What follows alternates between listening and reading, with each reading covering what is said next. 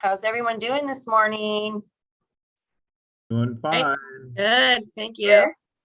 Sound check. Good. I know How's the weather in Tahoe, Sue? Beautiful. It's a little chilly. I think it was about 15 degrees this morning when I woke up, but you know, it's really pretty. I bet. Yeah. How's Sam, Lori? Huh? How's Sam? Doing all right. Thank you for asking. Reminder, we're streaming live, and just a reminder, chit chat and doing a sound check is not a problem in my mind. It's good to check in with each other.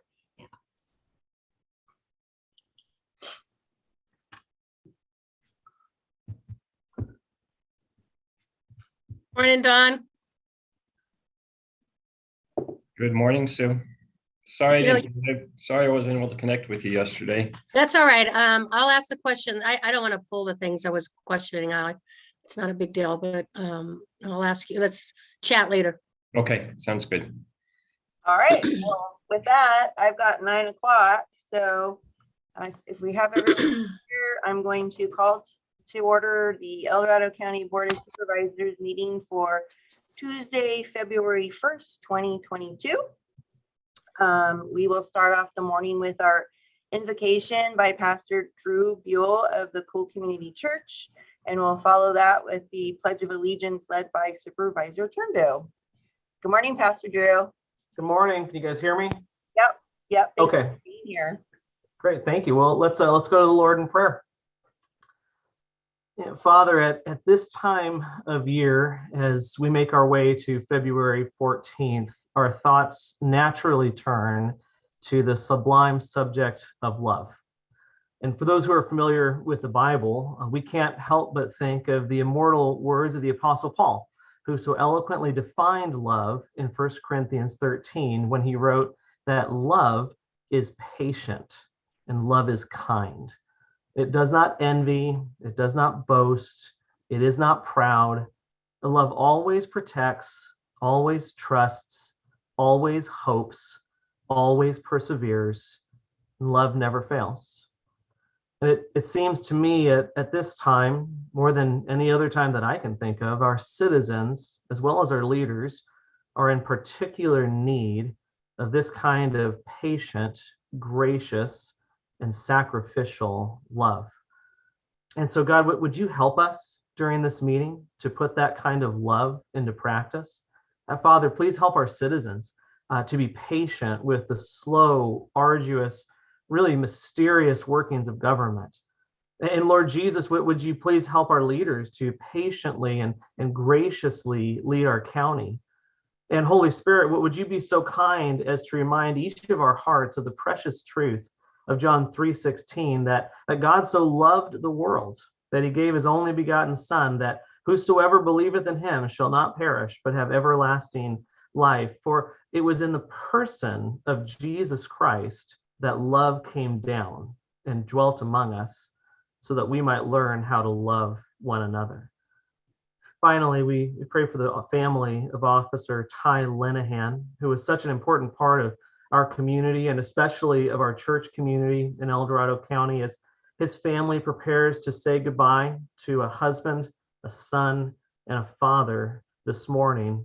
We pray that you would envelop them in your tender embrace and remind them that they are truly and deeply loved. For we ask it in Jesus' name. Amen. Amen. Thank you so much for those thoughtful words and setting us off on a good day today. Thanks, Take care. Lori. Good to see you. You too.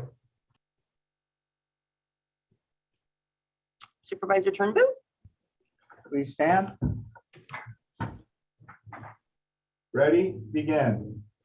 I pledge allegiance to the flag of the United United States of America and to the republic for which it stands, one nation, under God, indivisible, with liberty and justice for all.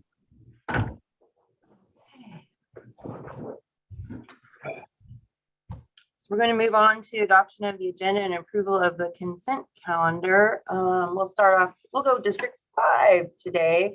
Supervisor Novosel, do you have any changes? No, thank you. No changes. And then let's see, District 3 Supervisor Thomas. Yes, good morning, everyone. No changes, 2 comments. Item number 6, I would like to thank Bud Zeller for accepting an appointment to the Diamond Springs El Dorado Community Advisory Committee. That's everyone's going to be just delighted. Bud has a deep knowledge of our community, and he even served on the committee that updated our general plan. So delighted to have Bud on board. And item number 16, just fully support the implementation of design standards throughout our community, finally, and look forward to a robust community engagement process to follow. So thank you, Chair Parlin. Excellent. I know, me too. Yeah. And then we'll go District 2 Supervisor Turnbull No changes. and District 1 Supervisor Heidel. No changes. And then I actually have to recuse myself on item number 16. I got a little statement here to read into the record.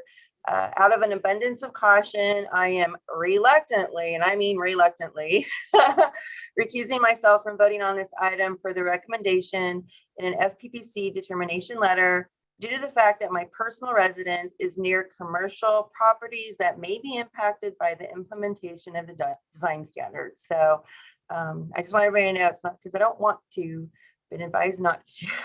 So that's I've had to do that too, Laura. It's not fun, but it's law. I was like, so anyhow, there's that. And with that, Kim, do we have anything else, Dawn? No changes from staff, Madam Chair. Thank you. Okay, Kim. Now taking public comment on adoption agenda and approval of the consent calendar. Individuals will have 3 minutes to address the board. The timer will notify you when you have 30 seconds remaining to comment, and again when your time is up. Please make sure you unmute yourself when called upon. If you're joining the meeting by phone, press *9 to indicate a desire to comment. If you're joining by Zoom, press the raise hand button. Please voluntarily state your name for the record. Now taking public comment from Andy Nevis. Good morning, board. Just wanted to speak to item number 16, the design standards. As Supervisor Thomas already said, certainly very excited about that being on the agenda this morning. It's been a long time coming, particularly in Shingle Springs. I think those efforts have been going on before my time, certainly, but I want to say it's been about a decade now that they've been working towards this. So I know everyone's really excited to get started on that. And the other communities as well. I've done a few meet and greets out in communities now, and every time they're asking about design standards. So really excited we're going to have the opportunity to get started on those. Thanks. Great. Thank you, Andy. Now taking public comment from 390.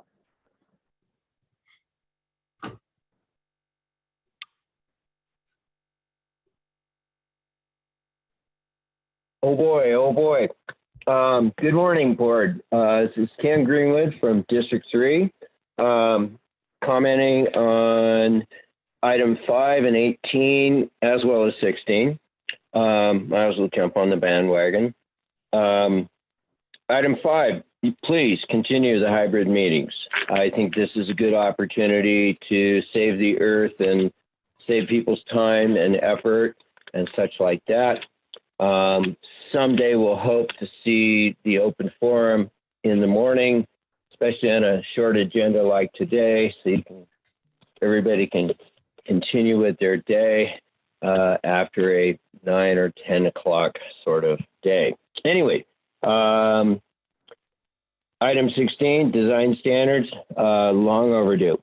I'm sad that when we wrote the general plan back in '94, that we didn't get a little more inclusive. Oh God, that's a Gavinism. Anyway, and apply those countywide, because I presume that that is what is intended here. Finally, item 18. The sheriff's office is still or is continuing the declaration of an emergency here in El Dorado County from the Caldor fire. And I'm just wondering where our president is on this situation. Once again, we apparently do not have individual assistants approved yet. And I just wonder where our president is. And I would suggest that we start a letter writing campaign to the president and our former senator and our current senators and our other elected representatives in the House of Representatives. This is long overdue. Kind of feel like we're left out. He's promised this aid to everybody else on earth, it seems. And we are being excluded from that for one reason or another. Who knows? It might be format. It might be that we're slightly red. Who knows? But we need that assistance because the federal government let the fire burn, if nothing else. And again, he promised aid. Thank you. Thank you, Ken. And Kim, before you go on to the next speaker, I appreciate everybody is pointing out which consent item they're talking to. I forgot to remind everybody of that. So thank you everyone for that. I appreciate it. Now taking public comment from Ruth. Good morning. Thank you. Yeah, I wanted to make mention briefly about item 10, 18, and 19. 10, I'm glad and curious about the California Epidemiological Investigation Service tracking, reporting, and analyzing data to support the County Public Health Division's response to COVID-19. You know, that the whole Department of Public Health that we haven't heard from our director for so long. She was supposed to go monthly after she'd been at every meeting, and that just never seems to have occurred. And certainly COVID is still quite active and the numbers are still quite high. And then Marshall has become a surge facility with 45. Anyway, I don't want to get at this. I have to stick to the issue. Just curious about this. The other thing was items 18 and 19. And my question there, that since these are both coming from the Office of Emergency Services from the sheriff, what does this do for them if both for the extreme wildland fire and the severe December 2021 storms, if we continue with a state of emergency? I just, as a citizen, I'm just curious as to what is the benefit. Do they get more funding? Do they get more state funding? I suppose I could have read more carefully the staff reports, but didn't have a chance to do that.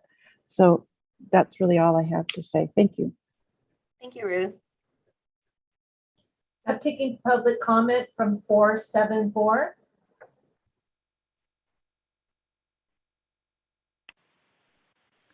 Good morning, board. It's Chris Payne. I told a couple of you that I probably wouldn't be Zooming with you today, but here I am. These items are too important, and I had to comment on them. Along with Supervisor Thomas, I also want to thank Bud Zeller for participating in the Diamond Springs El Dorado Community Advisory Committee, and appreciate his experience and background. So I do want to also thank him for stepping up. And item 16, for those of you that don't know or didn't read the Legistar item, this goes back to December the 5th, 2017, when the board directed staff to develop and return with a proposed scope of work to create a custom design guideline standards for commercial and multifamily residential development for communities identified in General Plan Policy 2.1.1 prior to the issuance of a request for proposal. So with that, and with the budget process, which allotted money, I believe at the time it was $250,000 a year for multiple years. We went forward with that. I participated. I was part of the formation of the group at the county level that that got this going and got the communities involved. And now we've had this long process of trying to find a contractor to be able to fulfill what we started out to do. This is critically important in our world where the state is mandating local governments do certain things with residential specific housing. And these design standards are critically important to be able to show our intent in terms of the community intent, and it allows the public to participate. We've had a lot of people involved with this and engaged in this effort, and now I'm seeing that we're going to reinstitute it, and hopefully we're going to finish this. The other part I wanted to say is that that we also have talked at the board level. You've talked about rural centers. As you know, this particular contract, item 16, is with community regions. And so I just wanted to bring up that we're also looking forward to looking at the rural centers. Thank you very much for the time. Very good. Thank you, Chris. There's no additional public comment. Okay, I think I pulled a couple questions out of public comment there. Ken Greenwood specifically asked what's the status with the president and the FEMA requests. And then the other one was kind of related. Ruth asked exactly why do we continue having the state of emergencies on here? And CAO, I'm pretty sure you can answer those pretty quickly. Yeah, thank you, Madam Chair. In regards to individual assistance, that request was denied, the appeal was denied. There's no further appeal actions that can be taken. In regards to why we continue the emergencies, we like to keep the emergencies open because even though Caldor was several months ago and the storms were a month ago, there's still damages that are being assessed and public assistance has been approved. So we want to make sure we remain eligible for funding for any infrastructure repairs and matters such as that.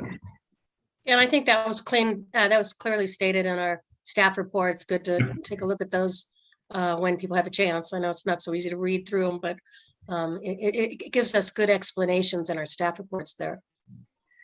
Agreed. Okay, with that, I think I need a motion to approve, correct? I'll just read it into the record. Adoption agenda and approval of the consent calendar with the following changes. Pertaining to item number 6, Supervisor Thomas thanked Bud Zeller. Regarding item number 16, Supervisor Thomas made the statement that she fully supports the implementation of design standards. Supervisor Parlin will be recusing herself from item number 16 based on her abundance of caution statement. With that, I will move for approval of the consent calendar. I'll second. Perfect. Okay, we have a motion, a second. Can we, may we have a roll call vote, please? Of course. Supervisor Heidel, how do you vote? Aye. Supervisor Thomas, how do you vote? Aye. Supervisor Turnbull, how do you vote? Aye. Supervisor Novosel, how do you vote? Aye. Supervisor Parlin, how do you vote? Aye. Motion passes 5-0. Great. Okay. Our first item is going to be department matter, item number 20, and it's a proclamation. And before we get to the actual item, I just wanted to follow up on our prior board. Well, honestly, it was on my confusion about how we approve proclamations. And so I did have a follow-up conversation with County Council and kind of talked to the Vice Chair to see where we thought would be the most logical way to handle these.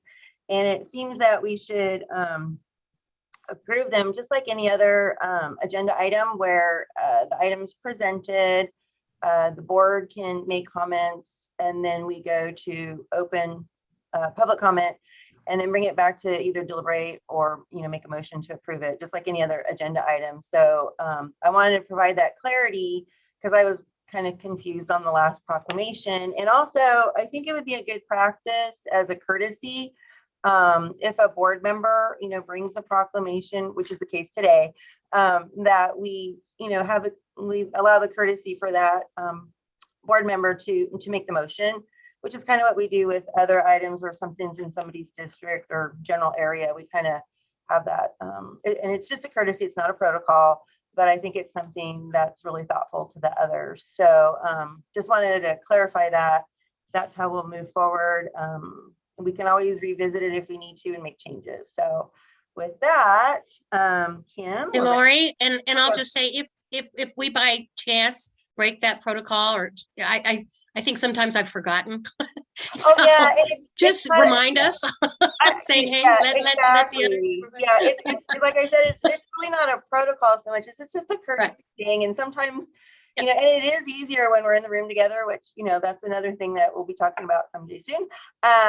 It's easier when we're in the room to kind of like look at each other and go, hey, but yeah, so thanks for that, Sue.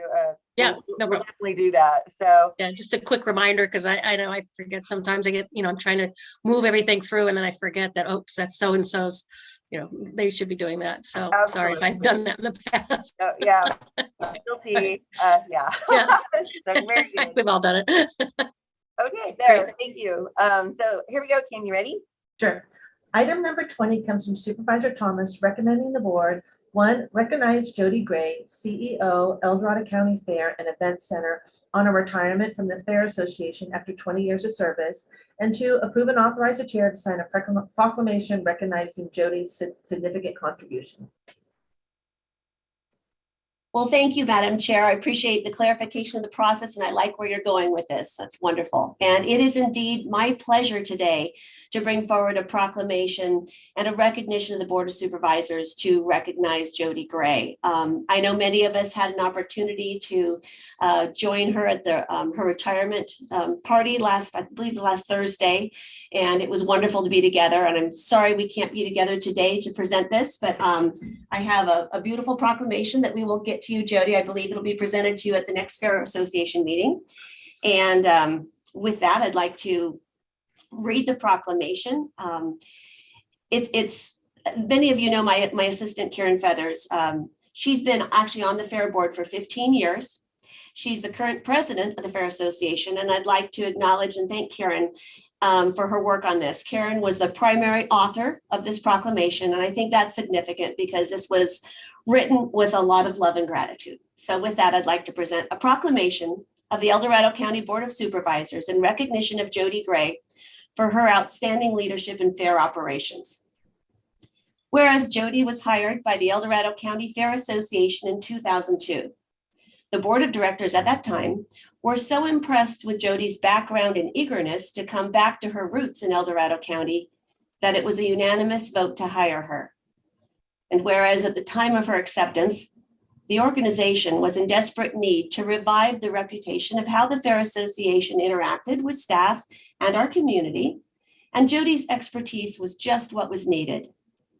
Her insights in management of a fairgrounds have proven invaluable, and her leadership has enabled the connection between the Fair Association, the county, the city, and the entire community to evolve into a very positive relationship under her tenure. And whereas the board of directors did not know at the time that not only did the Fair Association hire a new CEO, they gained a whole family who would become invaluable by volunteering at every fair and major event promoted by the Fair Association.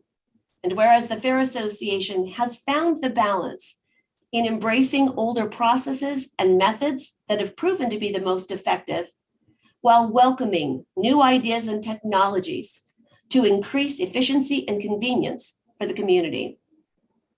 And whereas Jody has become a well-respected manager statewide, holding numerous appointments on boards and committees within the state fair industry, such as the Western Fairs Association Board of Directors, California. And whereas under Jody's leadership, the Fair Association has established consistent and fair pricing for interim rentals, which has furthered the excellent relationships within the community by supporting nonprofits and other community interests. And whereas Jody is on speed dial with state and local emergency services, and it is well known that the El Dorado County Fairgrounds is here and always willing to support those who protect and defend our community in any way possible. And whereas Jody is the heart of the Fair Association, and well respected by her staff and the Fair Board. She inspires her staff and those around her with a positive and can-do attitude. Under her leadership, the state of the Fair Association is strong and vital, which is a remarkable accomplishment in light of the last 2 years of cancellations related to the pandemic. Because of her conservative approach, the fair had ample resources to get through an extremely difficult time. Now, therefore, be it proclaimed that the El Dorado County Board of Supervisors does, with appreciation and gratitude, recognize Jody Gray for her exemplary service to the El Dorado County Fair Association and the city's citizens of El Dorado County in managing the El Dorado County Fairgrounds and Event Center for the last 20 years. So passed and adopted by the Board of Supervisors at the regular meeting the first day of February 2022. So just so happy to present this. And I know Jody is online, as well as many of the Fair Association Board of Directors. So just congratulations, Jody, and with much gratitude. Thank you for bringing that, Supervisor Thomas. Do you have a preference as to, should we bring Jody on now? I think that would be appropriate, then, yes. Okay, and Kim, can you make her a panelist so that we can see her, please?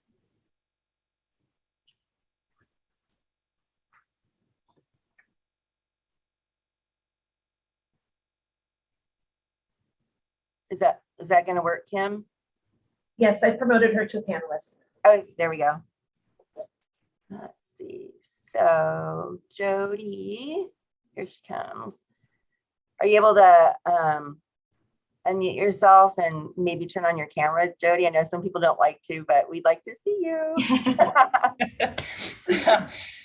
Yeah, I'm glad that you didn't get to watch me through the whole thing because I had tears. Oh. That was very sweet. I've had a great 20 years.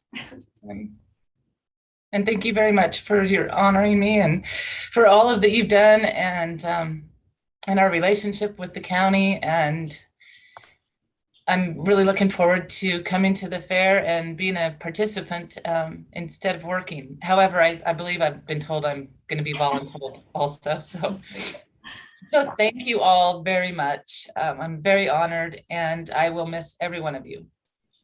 You will be greatly missed too. Yes, absolutely. Do any of the board members want to say something now, or do you want to wait until after the public comment? It's up to you. Jody, I just want to say thank you for all your hard work. You've really turned this fairgrounds around. So thank you very much for what all you've done for us. All right, hang tight, Jody. I think we're going to get some public comment that'll include probably some of your Fair Association friends, and then we'll wrap it up. So hang in there, okay? Thanks. Now taking public comment on item number 20. Individuals will have 3 minutes to address the board. The timer will notify you when you have 30 seconds remaining to comment, and again when your time is up. Please make sure you unmute yourself when called upon. If you're joining the meeting by phone, press *9 to indicate a desire to comment. If you're joining by Zoom, press the raise hand button. Please voluntarily state your name for the record. Now taking public comment from Brian Bierkamp. Hey, good morning, board. Good morning, Jody. Sorry I missed your event last week at Marshall Hospital board meeting, but on behalf of Kiwanis, El Dorado County Emergency Service Authority, as well as a past board supervisor, Jody, we really appreciate all your hard work, your diligence, your partnership, your involvement in the community, the help with all the community events over 20 years, thousands of dollars being raised for our community. Just an outstanding job, and I know this community's going to miss you in some aspects, and other we're going to welcome you to hopefully help us as we move this county forward. So Jody, thank you so much, and look forward to seeing you in the future, including tomorrow night. Thank you, Brian. Now taking public comment from 390.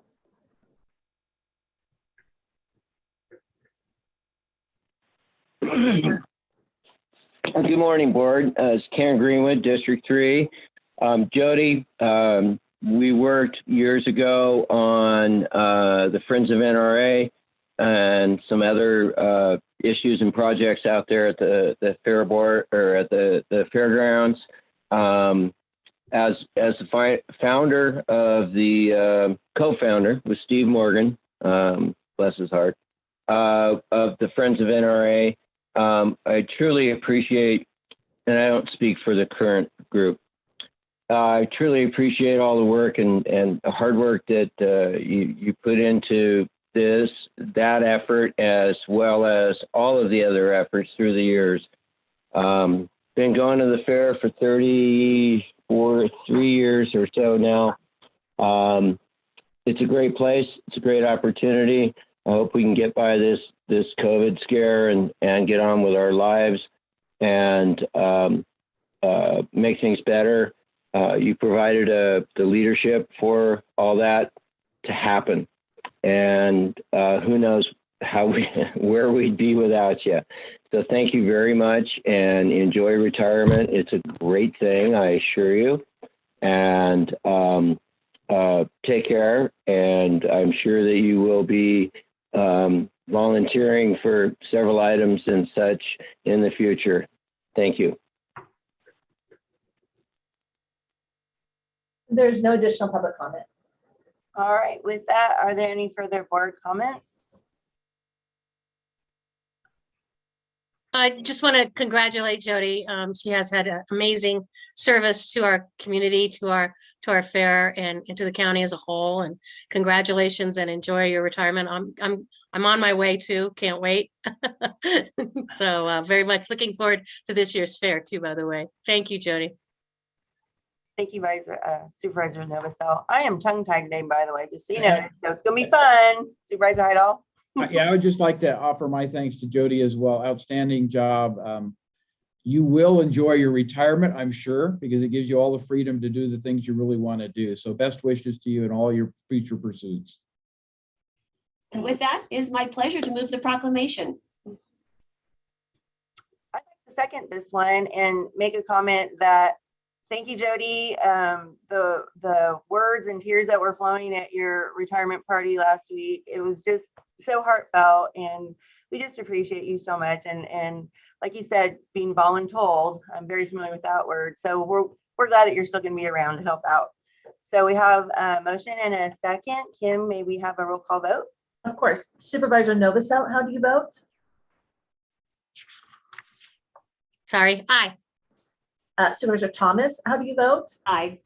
Supervisor Heidel, how do you vote? Aye. Supervisor Turnbull, how do you vote? Aye.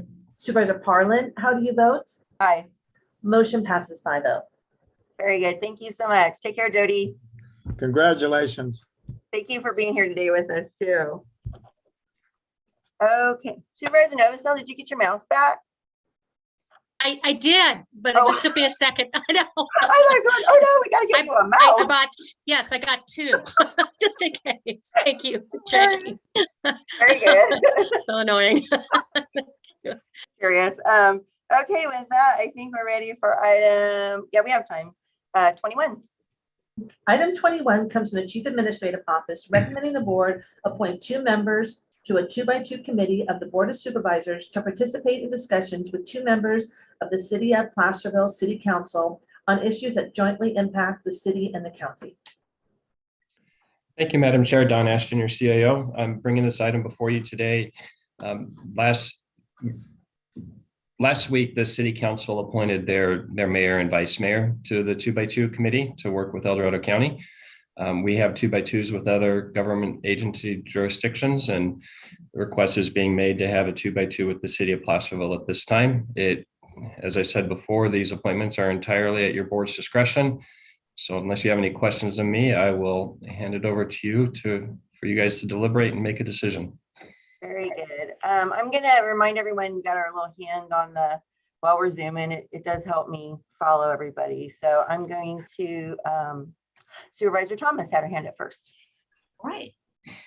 Thank you so much. So typically, the District 3 supervisor is involved in the 2x2 with the City of Placerville, which makes sense. And I think it might make sense recognizing that we are very much involved in homeless issues that definitely impact the City of Placerville and the County of El Dorado. And that's a very evolving emerging process right now, that it might make sense, given the fact that Supervisor Parlin has been appointed to El Dorado County Opportunity Knox, that we follow the process of the city of Placerville and do chair, vice chair with this 2x2 this year. So that there's a synergy between El Dorado County Opportunity Knox collaboration and then this 2x2. And so I don't know if you're okay with that, Chairman Parlin, and recognizing that I know you've had some concerns about 2x2s in the past. So I just kind of want to throw that out there for discussion on the board. So. I appreciate that. Let me hear what Supervisor Turnbull has to say. I'll try to follow my role as a chair and make comments last. So let's hear from Supervisor Turnbull. It's hard to go last all the time, you guys. It's really hard. That was going to be my recommendation, that Wendy and Lori be on this committee. Yeah, and I'll just say too, sorry, I forgot to raise my hand, that I think that especially makes sense this year. And rather than make it individuals, I like the idea of using the chair, vice chair designation. I think that always is a good way to do that. That makes sense. Supervisor Heidel, you gonna chime in? Are you good? I'm fine with it, yeah. Okay. Well, everybody knows me, and I have expressed concerns about just generally 2x2s in the past, and it's more about their accountability and report transparency, I think, for the public. We have a 2x2 with the El Dorado Hills CSD, I think it is, and I don't know if we've ever got much reporting out from that, or if they've been meeting or anything. So that's just my concern, generally speaking, about 2x2s. And if this one here with the city is going to be specifically about homelessness, because that's such a pressing issue, would it be better formed to create an ad hoc? Because ad hocs are different. And I didn't know if county council wanted to weigh in on the difference and the concerns about 2x2s. Yeah, I'm happy to weigh in a little bit, and I might say that the difference that is really more in name only, quite frankly. Bearing in mind, as we've mentioned before, even the Brown Act doesn't use the term ad hoc in describing what is or is not a legislative body. Rather, it describes, as an exception to the definition of a legislative body, a committee comprised solely of less than a quorum of the members of the board.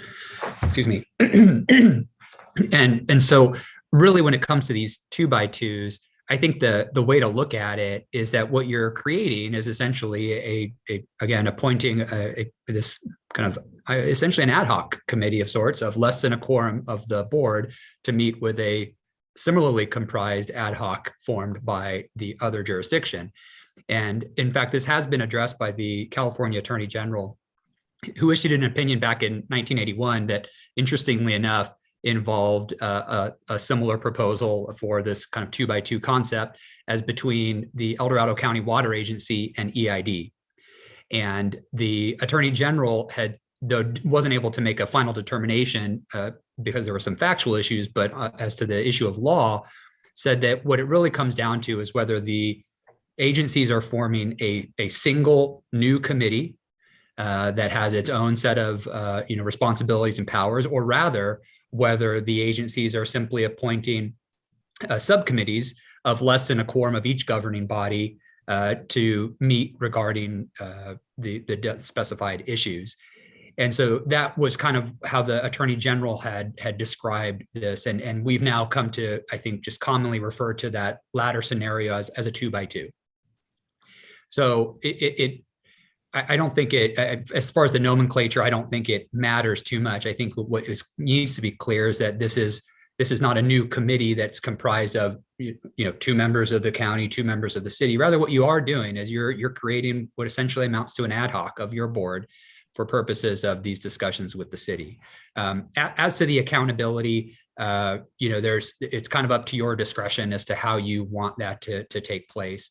I've had conversations with some of you in the past about how the board could better utilize the items to and from section of its agenda to describe meetings that you've attended. I don't think it would be inappropriate to include within that brief reports about some of these types of ad hocs or 2x2s, recognizing that not all subjects may be amenable to that type of disclosure. They may not be, it might be premature to talk about it, but to use that just as a time just to note the discussions have taken place, and that if there is going to be a subsequent report brought back to the board, again, that would seem to be an appropriate time to do that. I really appreciate that clarification, and the opportunity for accountability using our to and froms, perhaps, if we could. And that's something I've struggled with in the past too, is like what does the rest of the board want to know about versus what they should know about, because we are all assigned to a lot of committees and commissions. So maybe that's another topic that I can pursue with the vice chair and county council offline, and maybe bring something to the board for discussion or something like that. Because I think we've all kind of, I don't know, struggle about what's important in to and froms and what's not. And some items are just of interest, of course. So that makes sense. So thank you for that. And I do like the recommendation, especially this year. And it makes sense to formalize things with the chair and the vice chair. It's a good protocol. I don't know if that's the right word, protocol, but pattern to establish for future 2x2s. Okay. All right. With that, then I think we need some public comment, right? Now taking public comment on item number 21. Individuals will have 3 minutes to address the board. The timer will notify you when you have 30 seconds remaining to comment, and again when your time is up. Please make sure you unmute yourself when called upon. If you're joining the meeting by phone, press *9 to indicate a desire to comment. If you're joining by Zoom, press the raise hand button. Please voluntarily state your name for the record. Now taking public comment from 474.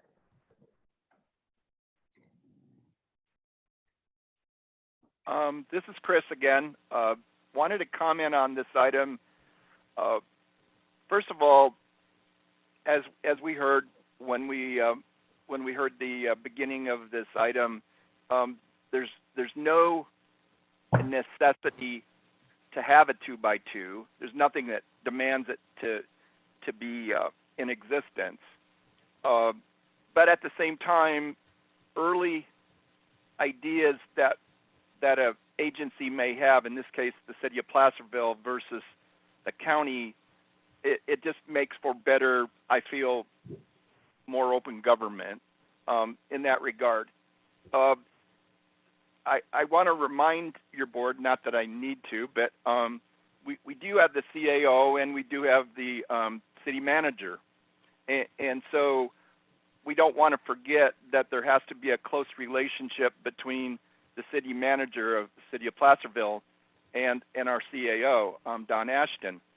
And even though there's a 2x2, I believe you mean that close relationship between those two parties will continue. 2x2 doesn't take over from that close relationship of the city manager and the CAO. The other part that's interesting in this, because some people do forget, the unincorporated area of El Dorado County, in this case, Supervisor Thomas, your district is all around the city, and so essentially it's somehow from talking about subjects, it's hard to not be talking about both. People can get confused as to where they live, and sometimes they may live in the unincorporated area but believe they're so close to the city that the city ought to be taking some action. The case in point was about a month ago, the Planning Commission had an item where it was just north on Bedford, north of the city boundary. It was an unincorporated action, but it was influenced by the city and the city services that are around it. So I'm in a way, and this goes to your point, Supervisor Parlin, I can understand your concerns, but in this case, I think the positives outweigh the negatives on it. So anyway, that's my thoughts. Thanks. Thank you, Chris. I'm taking public comment from 390.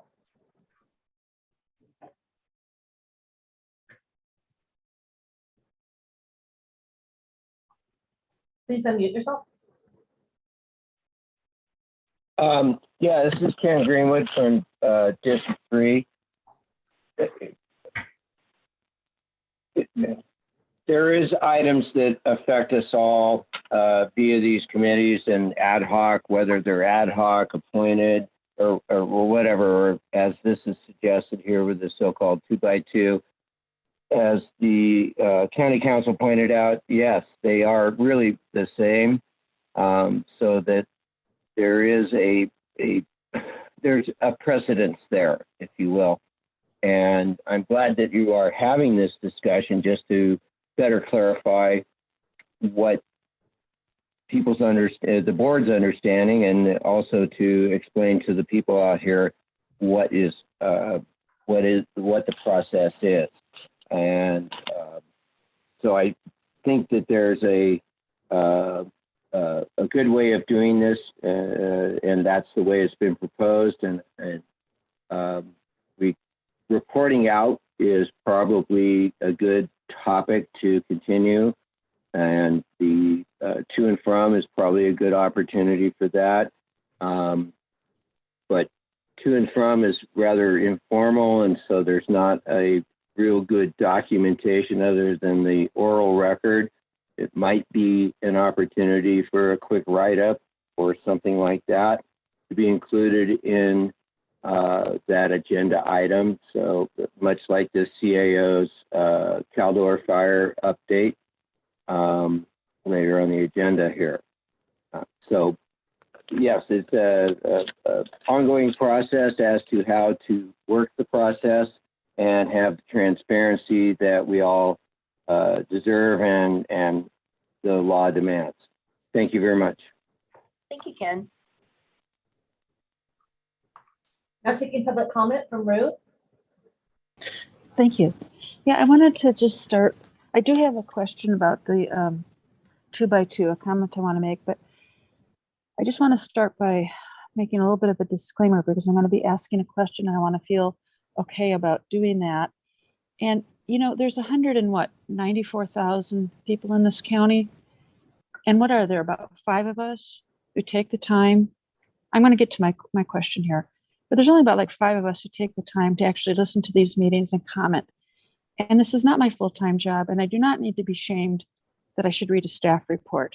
It's enough that I take time to come on and ask a question, and I think a polite response is deserved. All right? So no, I cannot read all the staff reports and educate myself on every issue. I don't have the time. I have a life outside of this. But what my question is on the 2x2, when Supervisor Parlin brought up her concern of lack of transparency, and I don't know exactly what she was referring to, but I remember last year or the year before when there was the issue of 515 and 525 Main Street that the county was negotiating with the city on, and some private people who were interested in those buildings. And I felt there was a lack of transparency, if in fact some of that was done in the 2x2 group, to break away building the smaller one of them. I think that's 515. I can't remember the smaller one. And anyway, it was sold for $25,000, and others weren't given that opportunity to also purchase that building for $25,000. And I thought that was not well handled. So if that was through the 2x2, and I don't know if it was, that is an example of where I think there should have been more transparency. So I hope that made some sense. And if not, you can just ignore what I had to say. Thank you. Thank you, Ruth. There's no additional public comment. So Chair, I would like to just make a quick comment, what Ruth just mentioned. I wasn't trying to shame anybody. She had mentioned in her comments, she wasn't sure that the information was in the staff report, and I was just, all I was doing was pointing out, yes, it was in the staff report. It wasn't a comment to shame her at all. So I apologize if that's the way she took it, but that's not what I meant. I just want to make sure everyone understood that information was there if they wanted to look at it. That's it. Yeah, I appreciate that clarification, because I didn't take it that way either, but I can see how sometimes, especially in the Zoom environment, it's just not quite as friendly when we're not there. Yeah, and I apologize if that's the way she took, obviously she did, so I apologize. Yeah, and then I don't know, CEO, if we can remember what happened with Placerville and try to clarify, was that in a 2x2? And I'm not sure if we want to, I just know it was property negotiations, which is usually done in closed session. That's my recollection. Chair Parlin, yeah, there was no 2x2 with the city of Placerville last year. So just wanted to clarify that we didn't have a 2x2 last year. So then it was in closed session because it was property negotiations. Is that correct, CAO? Is that you? Well, during closed session negotiations, the board designates this, in this county, the CAO or my designee as a negotiator. That's where the actual negotiations take place between the county staff and the city staff. Those terms of negotiations are then presented to the board in closed session or at the city council in their closed session for consideration if you're going to accept those. And then it is agendized in an open session item before any action is taken. Yeah, and that's the process with any property negotiation. So that was not unusual. It's just the way that the process goes. So, oh, there we go. So do we have a motion after all that chit chat? Sorry about that.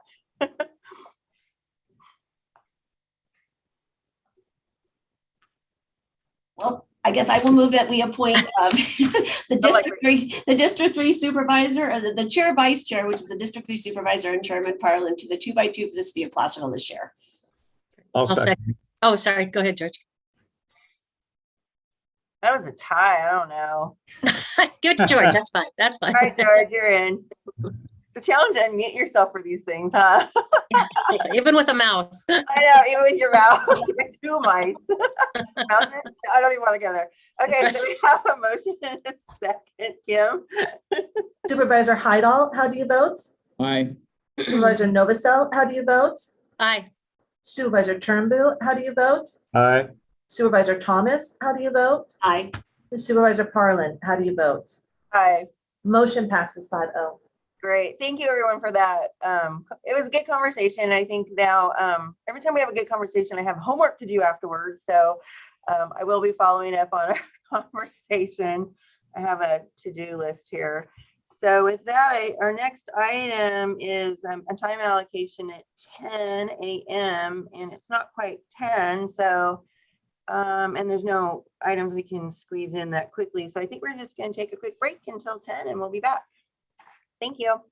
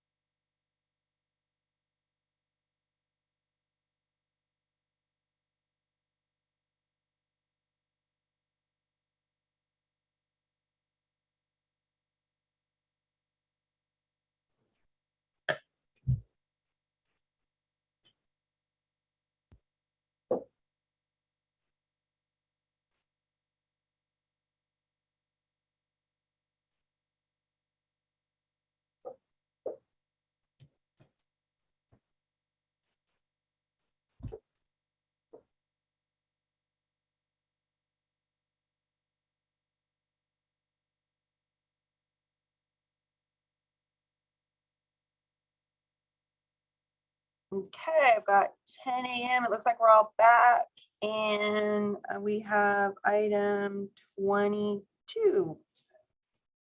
Item 22 comes from Supervisor Heidel, recommending the board receive an update from Pioneer Energy. Yeah, thank you, Madam Chair. And I would like to welcome Don Eckert, the CEO for Pioneer Community Energy, and Mark Riffey, also with Pioneer Community Energy. And Mark's title is the Director of Public Affairs, Marketing and Programs. I have to read this because it's kind of all inclusive, right, Mark? So you got the leadership role and all those things that are in the efforts to make sure people understand what Pioneer Community Energy is all about. So thank you for that. I do want to note, in addition to the presentation we'll be receiving today, that there is a staff report. And since I know a lot of people don't get a chance to read the staff report, I'd like to just quickly emphasize the message in that staff report so it's clear what the purpose of the discussion today is. And primarily, the transition to Pioneer takes place throughout the month of January of this year, which has obviously been completed, beginning January 3rd up through the first of the PG&E meter rating cycle of the year. The decision to join an existing CCA, such as Pioneer, has many benefits to the county, including operations infrastructure already in place, avoids millions of dollars in startup capital, ability to scale and influence by joining like-minded members, and no risk to the general fund. So all of those were very positive benefits that the county looked at before joining Pioneer Community Energy as our representative CCA. Can you say what a CCA is, John? I'm sorry. Yes, it is a community collaboration authority, community choice aggregation, CCA, community choice aggregation is what CCA stands for. So thank you for that. The primary driver in joining Pioneer's JPA was to provide utility bill savings for residents and businesses of the county. As an example, residential customers on an E1 rate will realize a 7% discount compared to PG&E's customer generation rate for January and February 2022. Expected rate changes in March 2022 will result in a slight increase in the power charge indifference adjustment, the PCIA, which is kind of like a wheat tax that PG&E imposes upon all users. It applies to ratepayers leaving PG&E in 2022 that will reduce the discount to 6.3% through the remainder of the year. Overall, based on historical usage, residents and businesses of the county are projected to save $6.7 million on the utility bills through Pioneer in 2022. So that's kind of the synopsis of what Mark is going to talk to. He's going to get into more details, help answer questions that people may have on the CCA process, the automatic enrollment, those kinds of things, the opt-in that was preordained by the California legislature. It wasn't something that Pioneer invoked or the Board of Supervisors invoked. It was all part of state law. So just with those as kind of the lead-in presentations, I'd like to welcome Mark and Don to go ahead and kick off the formal PowerPoint presentation. Welcome. Thank you. Thank you, Supervisor Heidel, and good morning, El Dorado's board, as well as county staff and members of the public. And as Supervisor Heidel pointed out, Pioneer started serving the electricity needs of El Dorado County on first meter reading cycle of the year, which was January 3rd. So on top of Supervisor Heidel's comments, I'm looking at this presentation for really two objectives. One is to review the decision that this board made at the end of 2020 to join Pioneer, and was that the right decision? And the second objective is a lot of information to clear up some of the misinformation that might be out there, or just answer your questions in general. So I'll start off the first objective, was it the right decision? And then Mr. Riffey will take it over from there. So next slide, please. Thank you. So at the end of 2020, we worked with county staff and the board to eventually get to a decision point between the JPA and the Board of Supervisors for El Dorado on should you join Pioneer, and decision was yes. And then there was a year wait where we had to wait for a decision from the CPUC, and then we needed to go out there and procure power and start the education process and the enrollments and such. And that all led to beginning service in 2022. So when you joined Pioneer, you took control of your energy future. And what this means is You sit on our board, and it's Supervisor Heidel and Supervisor Palin as our primary board member and alternate. And you're part of this JPA that makes decisions on the electrons that flow on the system. So we don't control the wires or the poles, but we do control the energy that flows on them that serves your houses and businesses. And that decision can be a part of, do you want more biomass in the portfolio, and other sorts of decisions that you're going to make on procurement. So that's again, first time you'd be taking control of your energy future. Choice. So for the first time in over 100 years, you gave your residents a choice on their energy provider. And that's really important to remember. Choice. You're not replacing PG&E, it's a choice. And you can always opt out of this choice. You can opt back into this choice. And Mark's going to cover the details on that. But it was a choice. You gave your folks a choice. Programs. Looking at energy efficiency type programs that would be funded by Pioneer.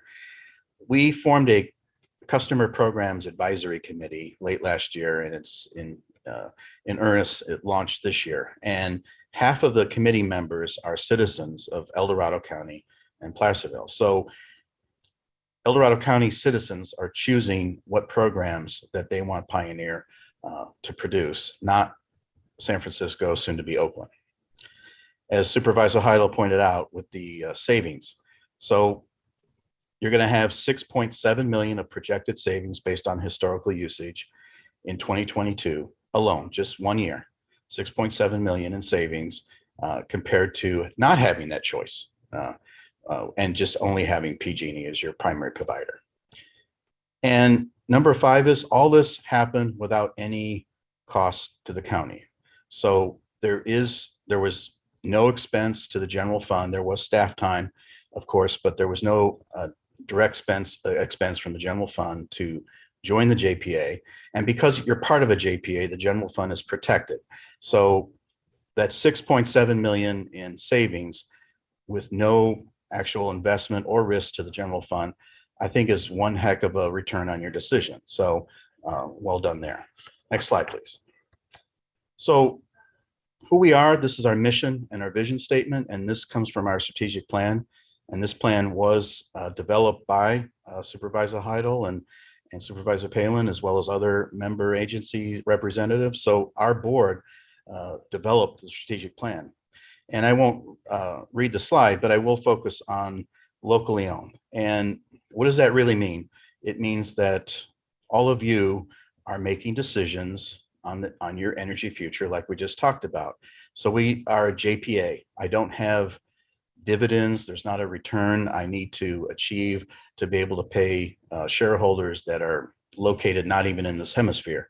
You are our shareholders, and what we do serves you. So if there is an operating margin, it's either going into reserves to make the utility stronger, it's going to go into programs, it's going to fund those local energy projects that or biomass projects that are very important to this board, and invest it back into the community. But it's not going into dividends to shareholders that are not even in this hemisphere.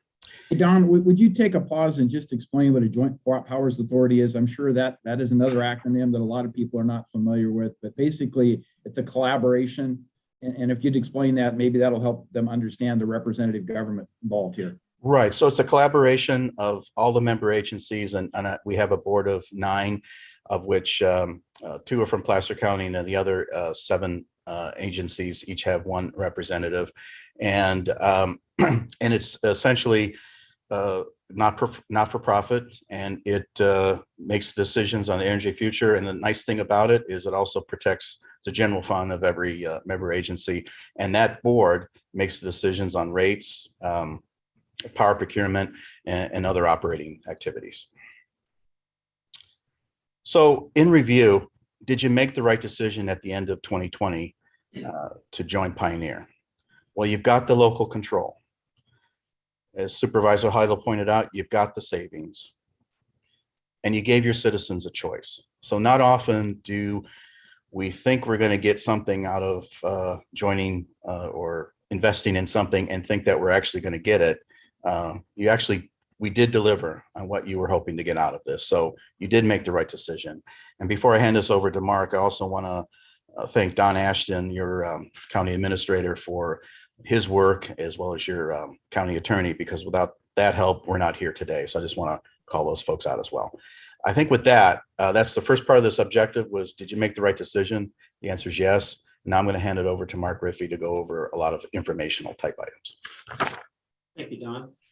So the next slide here is we're talking about what happened come January 1st as we started the transition to serving the residents and businesses of El Dorado County and Placerville. And a lot of the stuff stayed the same, as we've been saying all along, and most people recognize is PG&E will still maintain and own the lines and poles, and they'll be the individuals that, or the company that will deliver the power to your front door, to your business door, whatnot. And so prior to January 1st, you bought the power from PG&E. Today, as a Pioneer customer, you're going to buy the power from Pioneer.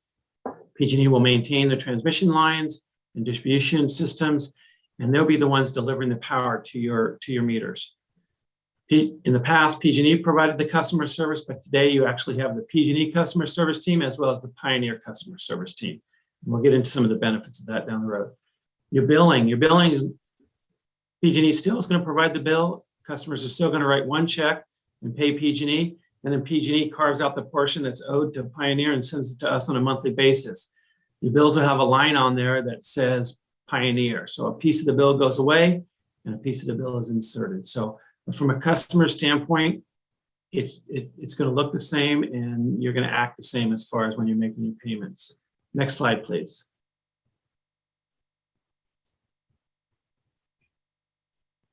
Next. So one of the big issues going on right now that everybody needs to be aware of, if you haven't already seen it, I'm sure you've already heard it. Started 2022, there's a lot of moving pieces as it relates to our rates. The first thing is effective January 1st, PG&E increased their transmission and distribution rates.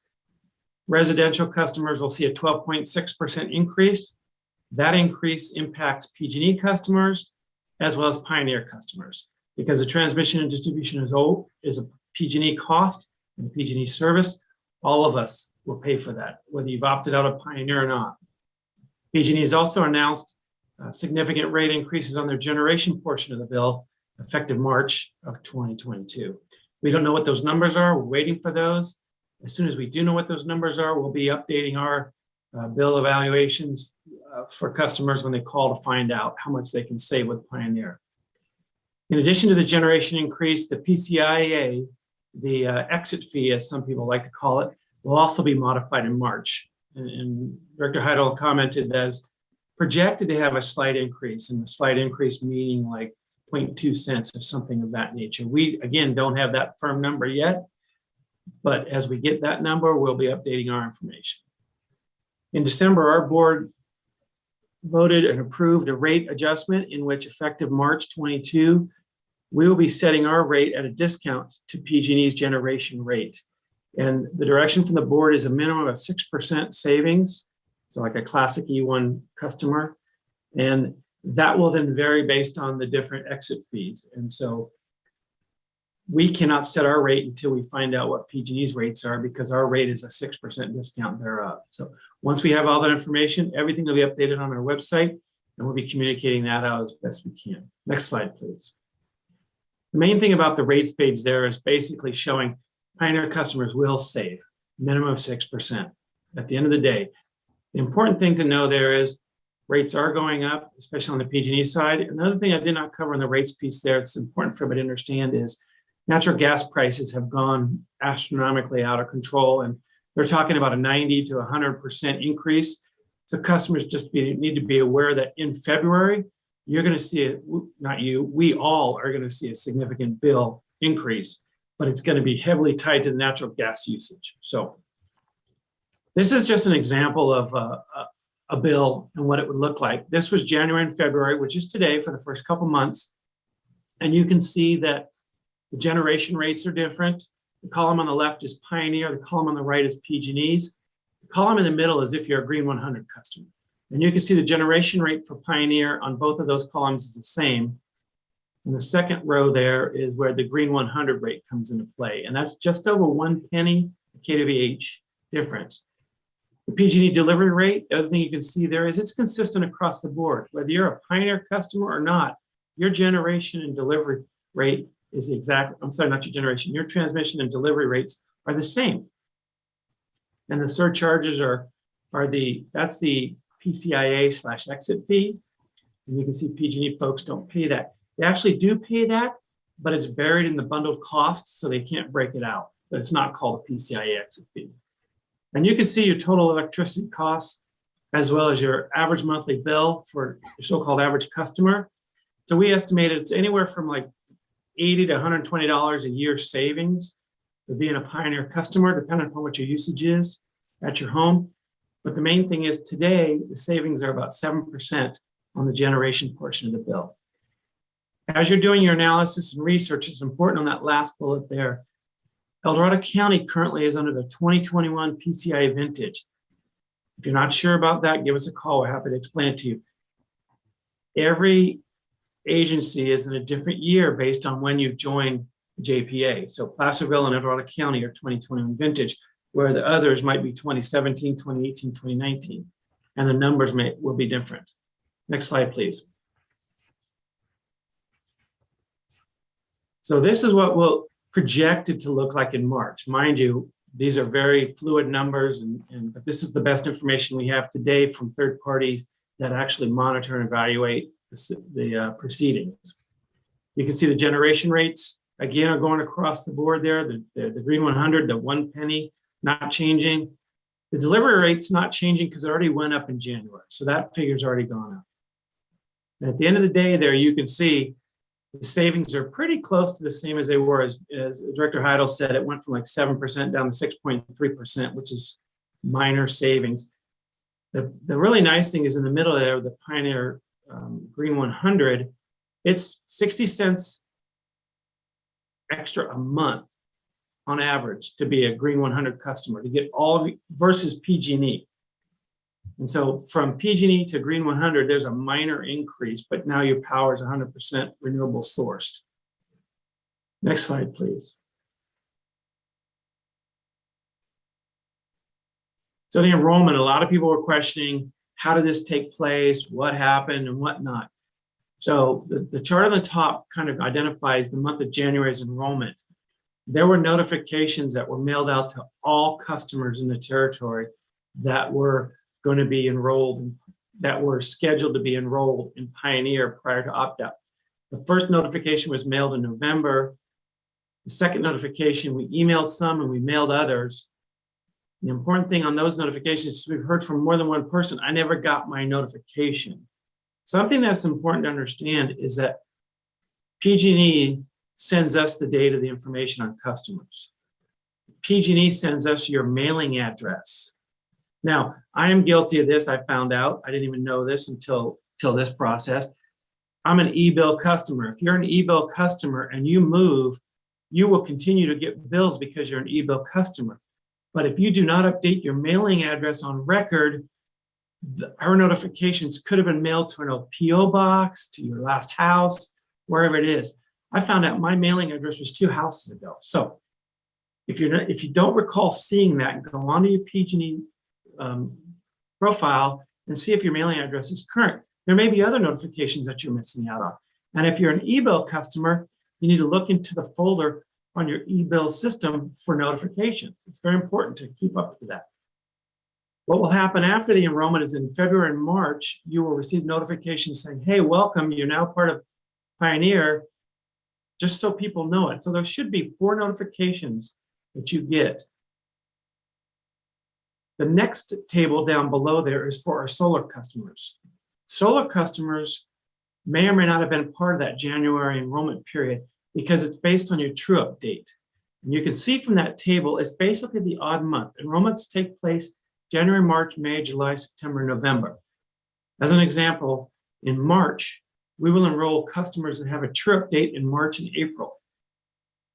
So every other month, there will be enrollments of solar customers. We've had customers call up and say, I didn't get a notification, or they want to opt out. Well, if your trip date's not till October, you would not have received a notification because it's 60 days prior to your trip date. So if you're a solo customer, you don't feel like you've been notified, look at your trip date on your bill. For example, mine's November. I know when mine is, so I know when I'll be getting my notifications to enroll.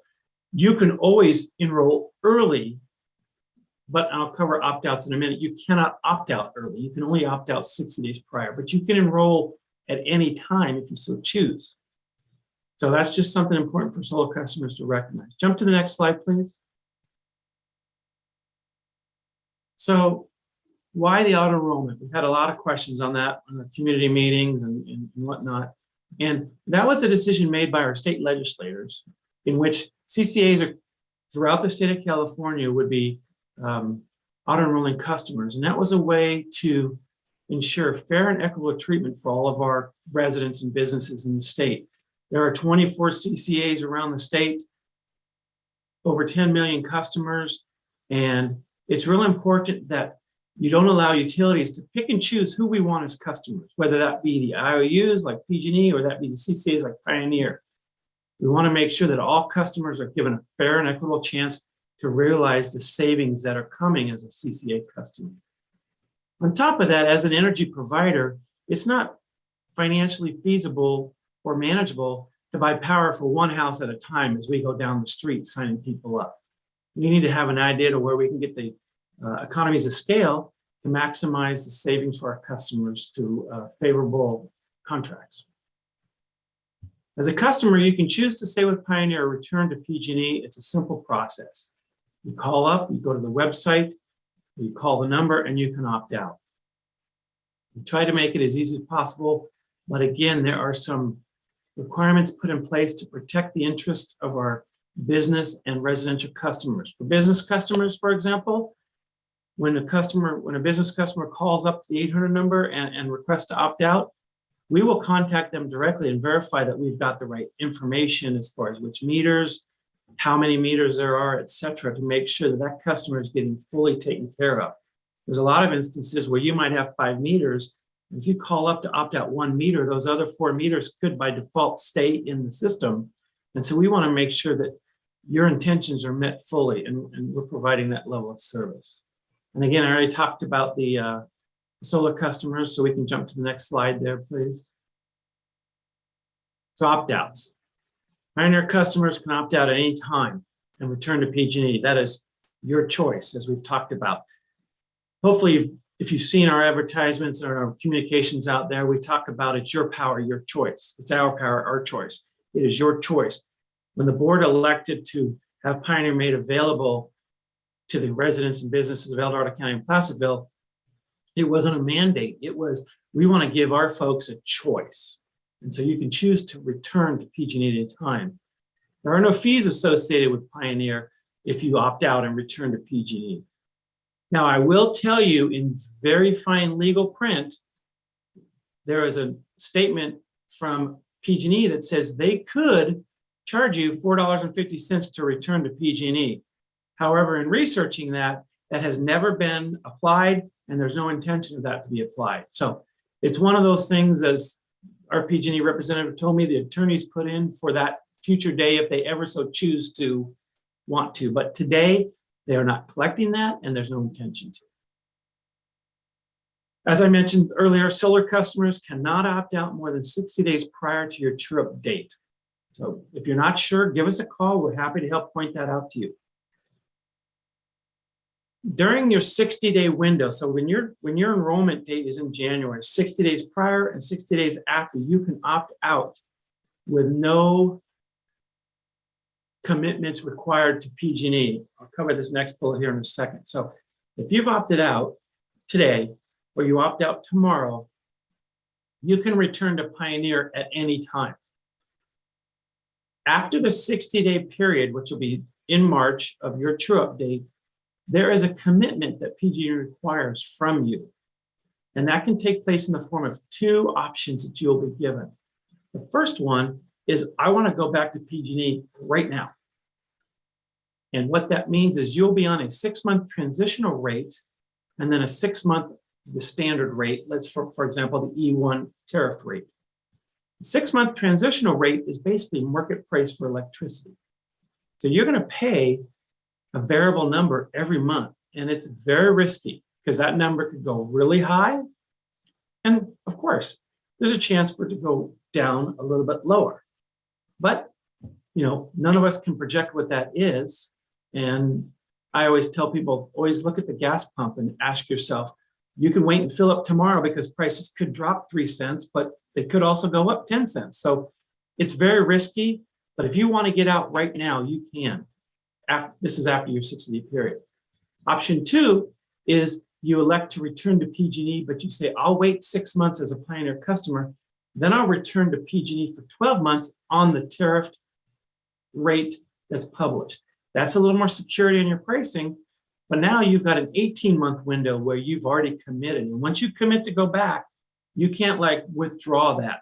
So you might be a Pioneer customer for 5 months and go, I want to stay Pioneer, but you've already committed to return to PG&E. So after March, that's an important piece of information. And if you opt out, you will be asked that question. Next slide, please. So solar. I know we're getting a lot of questions on solar. We have a lot of customers that are solar with new home constructions for the last few years, basically requiring all homes to have solar. We're going to see more and more solar customers. A lot of retrofit solar customers are being told opt out of Pioneer. Pioneer doesn't support solar, and that's just not a true statement. Pioneer today has well over 30,000 customers that are solar customers. Some of the differences we'll talk about here is Pioneer actually pays a ½ cent more for any overproduction that you sell back to the grid as far as kWh, ½ cent more than whatever PG&E is paying. Our price is indexed to PG&E, so as their figure changes, ours goes up and down to ½ cent as well. The big difference is Pioneer's true-up is a monthly true-up, whereas PG&E is an annual. So with PG&E, if you're a solar customer, you know, you pay your minimum $10 or whatever that number is. And at the end of 12 months, you know, you've got to balance your account. And mine was quite high last year. You might have a $100 true-up, but you also might have a $1,500 true-up. And so it's one of those things where it just moves down the road. And from a solar vendor's perspective, they like to promote PG&Es because you as a customer will only pay $10 a month for 11 months. And you've got this perception in your brain that, hey, this is great. I don't have a utility bill. Well, the fact of the matter is you do have a utility bill. It's just the can's being kicked down the road. Pioneer, through our direction from our board in the past, has been, we want to do true-ups monthly so that customers don't have that sticker shock. Just a different in which how we operate our billing. Pioneer is always willing to do solar analysis for our customers. We do those on a regular basis. If you're not sure, should I stay with Pioneer? Should I stay with PG&E? Give us a call. We'll do the analysis based on the annual true-up and the monthly true-up. We've had more than one customer that we've said, you know what? It's beneficial for you to stay with PG&E. And if that's the case, we're going to tell you that. We're happy to help you understand your bill because we realize there's a lot of confusion and a lot of lack of clarity, shall we say, with our PG&E bills as it relates, especially for us solar customers. And we want to just make sure that we give you the information you need to understand your bill, but also make the decision that's right for you and your family. So next slide, please. So we like to put this slide in here because we just want to make sure everybody understands that we have been quite active in trying to reach out to all of the residents and businesses in El Dorado County and Placerville since, I would say, October, maybe late September even. This is just a summary of the bunch of stuff we've been doing. I have the slide, the point there about 40 community presentations and external stakeholder meetings. I can tell you this week alone, we have 4 meetings in El Dorado County. And next week we have 2. And last week we had 2 as well. So that number is actually closer to 50 now, but it's going to continue to grow. And the thing with their external stakeholder meetings and community presentations, those are going to continue. We're not going to be like, oh, we're enrolling everybody and now we're done and we'll see you all later. We're not going to do that. Our goal is to become part of the community. To become part of the community, we're going to have a constant presence out there. We've started doing webinars. We've done a lot of in-person meetings. I've seen communities throughout El Dorado County that I've never visited, and that's just my fault. But we go out to, if a community says, hey, can you come up and give us a presentation? We will. We went to Georgetown, we had 12 people. That was a phenomenal presentation. Went to Pollock Pines, I had well over 50 in person. Some of our webinars that we've received, well, 100, 150 people online watching our webinars. And we just want to get the communications out there.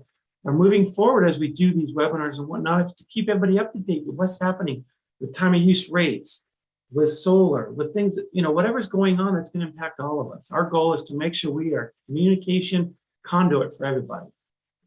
You can see all the social media and whatnot. We've recently joined Nextdoor, and while I'm not allowed to be out there actively, we just have a presence on Nextdoor.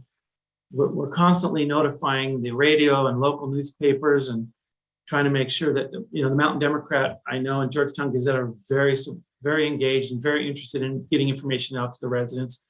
Hopefully everybody saw those newspaper inserts we put out there. We did 40,000 of them in a variety of newspapers, and we'll continue to use different channels to reach different folks. We recognize, I was up in Pollock Pines and they told me we don't have very good internet connection, so we need something else. I will tell you, there was a wonderful lady in Pollock Pines when she suggested, we were talking about how to make sure we can tell more customers about this. Her solution was for me to stand in front of the Safeway in Pollock Pines and pass flyers out. And when I asked her what day to do it, she said every day. So because there's internet, we recognize in the foothills, I live up in the foothills in Placer County, internet's sketchy. And so we're looking for different channels. And so with that, I will put out to any board member or staff, if there's a community agency that's reached out to you or interested, we are happy to support them. I have Director Parlin and Heidel have come to us more than once and said, this community would love for you guys to come talk to them. We will do that. We'll absolutely do that without any hesitation. Next slide, please.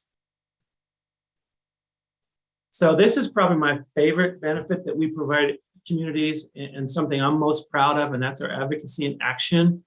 And basically what that is us as an organization. When we talk about local control and community engagement, we are part of the community, and it is our intention to stand alongside of our customers, our residents, our businesses, and you all as a board, not only alongside of you, but out in front of you when necessary, and carry that message to the parties that need to hear the messaging.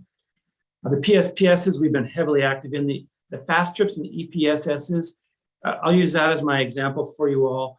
We were up in Georgetown, 12 people in October. Now, we didn't start serving El Dorado County until January, but in October, we heard from a number of folks about these high frequency of outages. One school up there told us they had 12 outages in the first month of the year.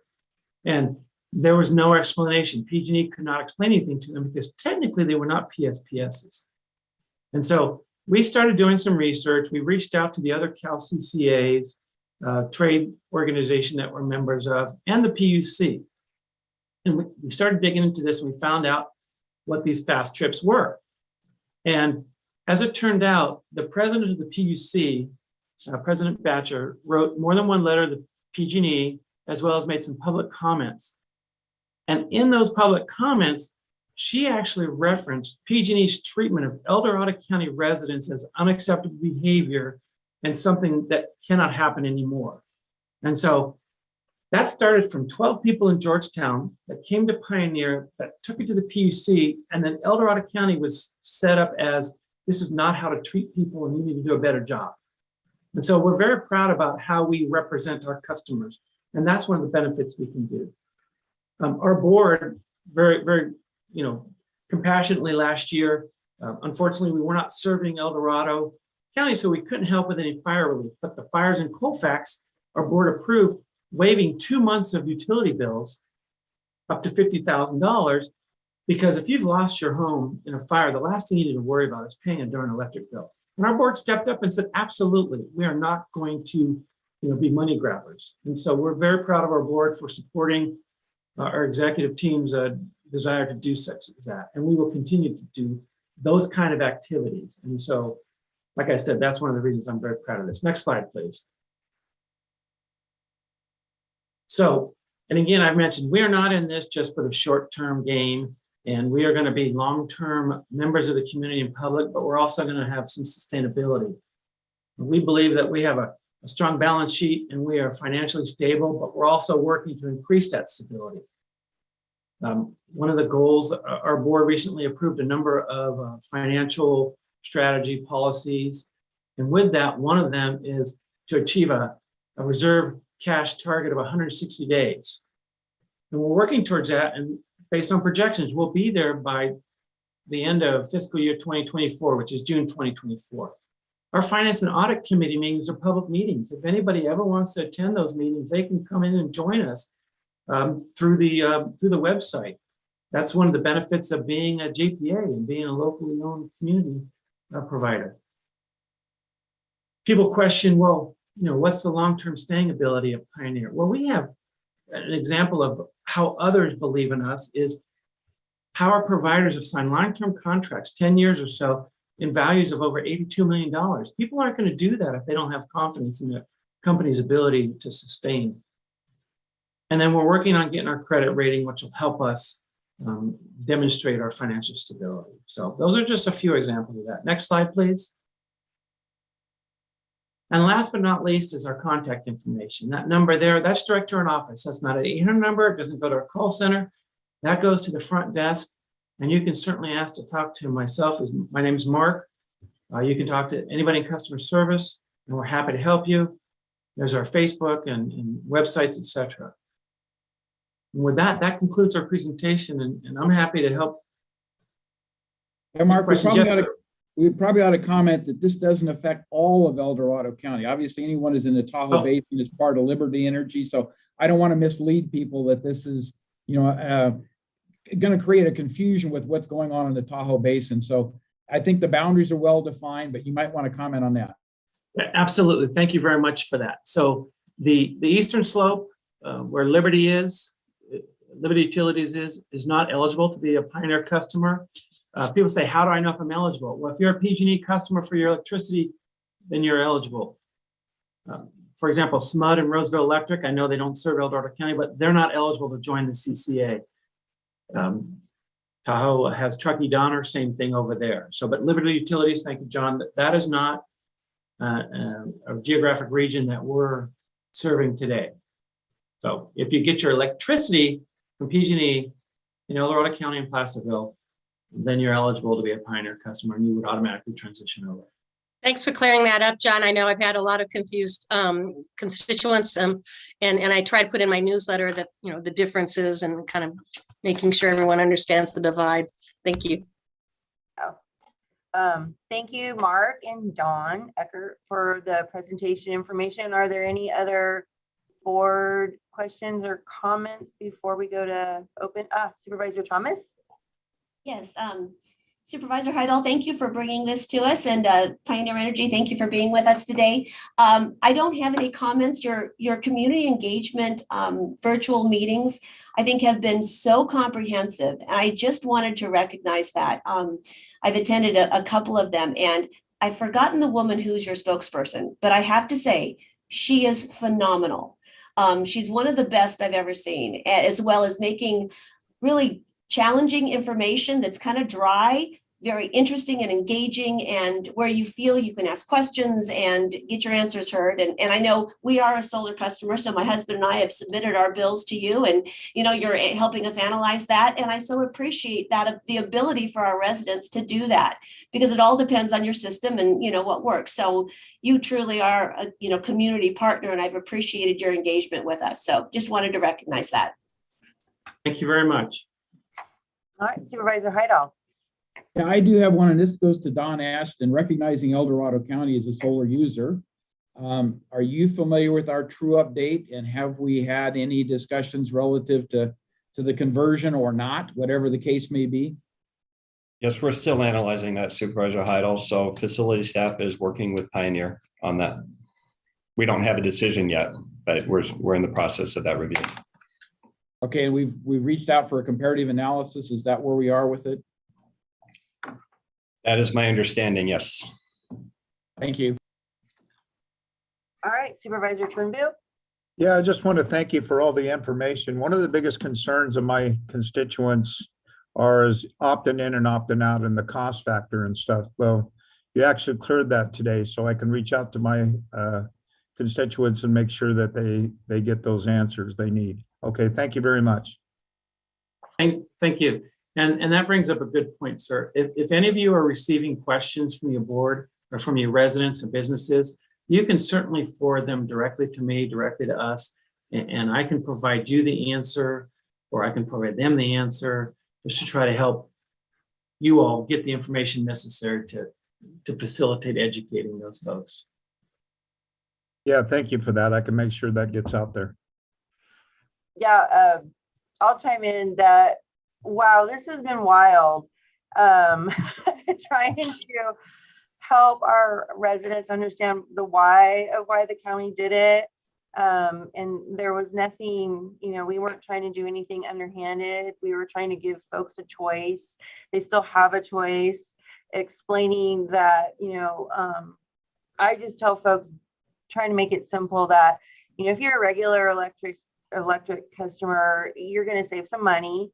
But if you're solar, you do want to make that phone call and get some analysis. And, because there is a decision point there, and the true up, there's a lot of factors with solar. So I've heard really good feedback that when people do make the phone call and ask for that analysis, they get some good information. I would say, though, that there's been some frustration with solar customers who call that want to opt out, and they're told, well, you can't opt out because you're not a customer yet. And I think maybe if the customer service folks could explain it a little bit better, to say it's within that 60-day window, there'll be less frustration there. But you guys have both been very responsive to when I've called and said, help. You created a whole web page for us because I was going, I need more help. That meeting in Georgetown with only 12 people was so well received. One of the residents took notes and shared them with me, which we shared with others. So your responsiveness has been amazing, helping us through a tricky transition. I so appreciate that. And with that, public comment. Now taking public comment on item number 22. Individuals will have 3 minutes to address the board. The timer will notify you when you have 30 seconds remaining to comment, and again when your time is up. Please make sure you unmute yourself when called upon. If you're joining the meeting by phone, press *9 to indicate a desire to comment. If you're joining by Zoom, press the raise hand button. Please voluntarily state your name for the record. Now taking public comment from Andy Nevis. Good morning, board. Again, Andy Nevis, Shingle Springs. My comment is specifically on the rate increase that's coming up in March. First of all, I want to acknowledge, the Pioneer Board did select the least expensive option that was presented at that December board meeting, and certainly appreciate that. I do remain concerned about that rate increase that's coming, driving a wave of opt-outs in the county. I think people are going to get their initial bill coming up in February, see, oh, it looks like I saved some money. And then they're going to see a significant increase in March. And what I'm concerned they're not going to realize is that, well, PG&E's rates are going up at the same time. So I'm wondering if there's been discussion about a communication strategy to really make sure that residents know, hey, you're going to see your bill go up potentially by a fairly significant amount. But, if you go back to PG&E, you're going to be paying even more than that. Because my concern, as was mentioned, is that if folks opt out, if they say, hey, I'm getting this big bill increase, I'm going to go back to PG&E, that then they're stuck with PG&E for a year. And they're going to be paying those even higher rates. So I really think there needs to be kind of a strategy around making sure our residents, realize, hey, you're going to see an increase, but going back to PG&E is not necessarily going to save you money.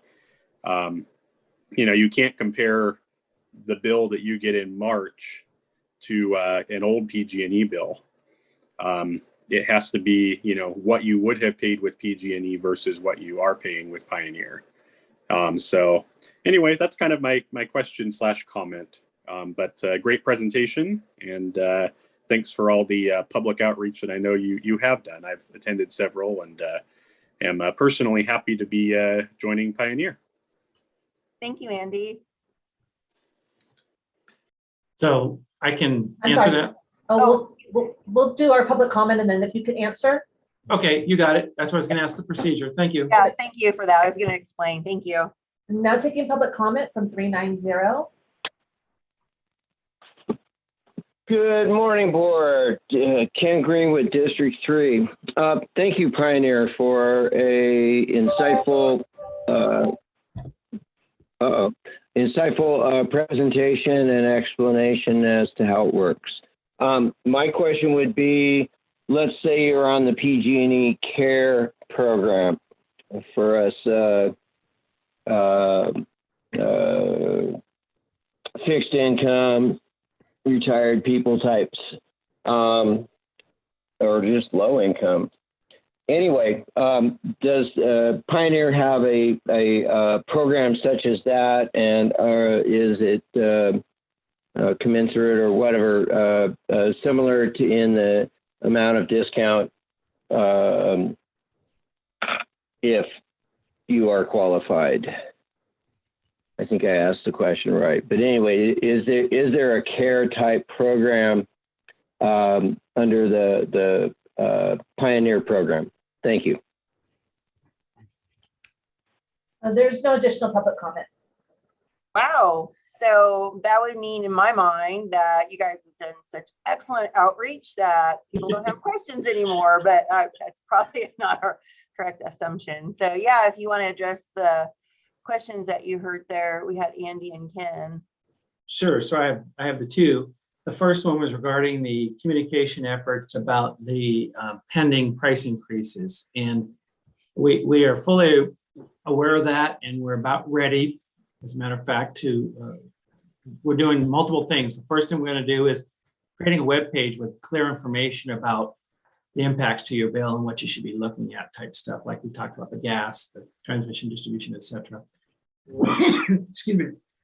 And then we're going to be doing some outreach communication to our current customers and making them aware of the fact that, hey, when you see this bill, please note that you're going to, today you're going to see a rate increase, and in March you're going to see an additional increase. But to that gentleman's point, that you're still going to see a 6% savings. At the end of the day, you're going to get the 6.3% savings or 6.5, whatever, it ends up being based on when the final numbers come in from PG&E. And so there will be a communication effort. There will be information on the website. And we recognize that we're going to have some folks calling in. The other thing we're doing is we're making the individuals aware when they answer the phone. If someone opts out or calls to opt out and says it's because you're too expensive, we've given them talking points to say FYI and repeat what we basically have been saying. These are the reasons your costs went up. Yeah, just to add. Go ahead, Don. I was going to say, thanks, Mark. Just to add to Mark's comments. So we're just waiting actually for the final rates to be released. It should be sometime either mid or late this month to be then effective March 1st. So we're get ready for a communications blitz from Pioneer when that happens. And that was an excellent question or comment by the gentleman. And we're same page there. We want to get out the right information when those rates are released. So the nice thing, if there isn't a consolation, is if somebody opts out in February because they believe that Pioneer is too expensive, because it's within that 60-day window, they can come back anytime. So 2 months later, they go, wait, this isn't Pioneer, it's PG&E. They can come back to Pioneer for no cost right away. And so, but hopefully we minimize those. The second question was regarding FARA, which are income qualified programs, but there's also the med rate for those of us that have medical devices at home. All of those programs are transferable. So those are state programs administered by PG&E. Those aren't necessarily PG&E programs. And so the discounts are exactly the same. The credits you're getting will be exactly the same. There's also the budget billing for those of you that do budget billing to where you pay a flat amount every month. That's still available to all residences in the region. So whatever those type of programs that you're receiving from PG&E will carry over to Pioneer customers. Absolutely. That was a great question. I'm sorry. Yeah, thank you for that clarification. Supervisor Heidel? Yeah, Mark, can we also include something in those third and fourth notice mailings about the pending rate increases so that everybody that's in that mode at least gets a heads up, hey, this is coming. This is where you can go to the website to look at the comparatives. because the mailer for a lot of people who don't use internet services may be very helpful for them to understand what's happening, as opposed to being surprised by rate increases and then saying, oh, Pioneer was a sham. They sold me a bill of goods. I'm getting to PG&E. So those notices, if we can include something with that in the mailer, might be helpful. That's all. Yeah, unfortunately, those notices are PUC approved, and it's kind of a joint communication with PG&E. And we can take a look and see about adding something, but it's pretty far down the path as far as certainly the third one goes to make any changes, but we can look into that. But to your point, there's nothing that says we can't mail out a postcard to every single customer, because we have everybody's contact information, the mailing information. So. Okay. Good, thank you. Yeah, I would suggest if you do a postcard, I saw one of your mailers and it was quite busy, and just, I'm not sure anybody actually was able to read it. It was just so much tiny font. A lot of them, I think, ended up in the trash, and I'm just keeping it real as somebody that likes to design things. Yeah, just think on that. It was way too much. And I was like, nobody's going to read this. So I'm just keeping it real. Yeah, the mailers have got to be somehow simple enough that they get people's attention and don't, because we get so much junk mail. Right. And I believe the mailer you're talking about is the notices. And again, that's kind of got all their attorney talk in there and whatnot, because it is a PUC driven thing. So I agree with you that that document could have been a, 11 by 14 and it still would have been very crowded. So yeah. Any future communication. Was that one of the 4 required notices? It would have been, yeah. So the messaging is, the first 2 say it's coming, the second 2 say we're here, but the language is, we literally have to send those communications to the PUC for their approval and whatnot. So. Okay, so does all that gibberish, the legal stuff, have to be on there too, more than just information? Oh, I mean, really? I'm not an attorney, so Okay. yeah, gibberish or whatnot. It's language that we're being told is required to be on there. Okay, all right. Well, it's gonna be interesting. The slide today in your presentation about the 4 notices and when they're going out, I thought was really helpful, because to me, it wasn't clear when those 4 notices were going to go out before. So will that slide or in the whole presentation maybe be added to the website, or is it already there and I just don't see it? We will put this presentation on our website. We have a space where we put the videos or PowerPoints that we've done. We can certainly add this presentation. Obviously, it'll be in your agenda packet, I think. Yeah. But we can certainly add it to our website as well, so folks can see it. No, And our presentations evolve over time as the information evolves, but the core messaging should always be found somewhere in each of them. No, that makes sense. Okay, good. Anything else from the board? And we already got public comment, and this was a receive and file. So Just thanks again to Don yeah. and Mark for taking the time. An excellent presentation. You hit all the salient points, I think, with very simple bullets that most people can comprehend it when they get to the right page and stuff. So I think it was very well done, and we appreciate that. Yeah. Thank you very much. Thank you so much for being here and keeping in touch and being responsive. That is so important in customer service, and I appreciate it. You copy me when you respond to residents with their questions. Thank you for keeping us in the loop. I feel just like it's going to move forward, and we'll get there over time. Yeah. So, And again, if you all have any other questions or needs, please let us know. We're happy to support however we can. great. Thank you so much. Thank you. Bye-bye. All right, you all have a great day. All right. What time is it? Oh my gosh, it's not even 11. How did we do that, you guys? This is great. So we have some closed session items. I think we're gonna start on those. So the board will now recess into closed session to hear items 23, 24, and 26 as specified on the agenda. Anyone who wishes to provide comments concerning those matters may do so at this time. Now taking public comment on closed session items. Individuals will have 3 minutes to address the board. The timer will notify you when you have 30 seconds remaining to comment. And again, when your time is up, please make sure you unmute yourself when called upon. If you're joining the meeting by phone, press *9 to indicate a desire to comment. If you're joining by Zoom, press the raise hand button. Please voluntarily state your name for the record.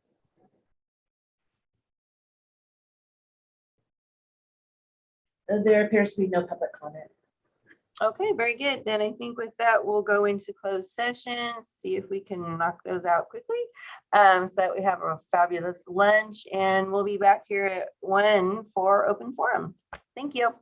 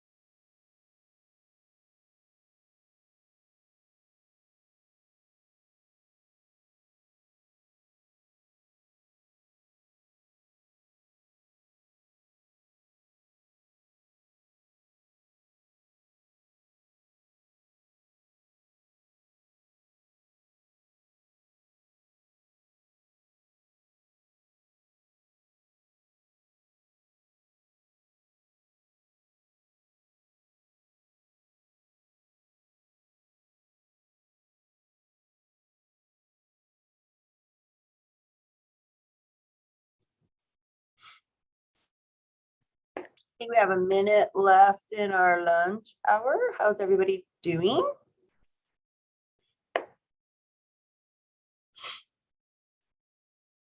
I was enjoying that lunch hour. We've had a lot of those lately. I don't want to jinx it, huh? Yeah, we're getting spoiled. Yep. That's okay. Oh, good. Here we come. And I've got 1 o'clock, and it looks like board's here, clerk's here, and county council's here. Okay, I think we're good. So it's 1 o'clock, and we did have closed session before we broke for lunch. And my understanding is we have a report out from that. Yeah, thank you, Madam Chair. Don Ashton, your CAO. Yes, the board met in closed session to discuss the performance evaluation for Carolyn Brooks, and during which the board approved a step increase from step 4 to step 5 for her salary effective the pay period beginning February 12th, 2022. All board members were present and it was a unanimous vote. Very good. And that's it.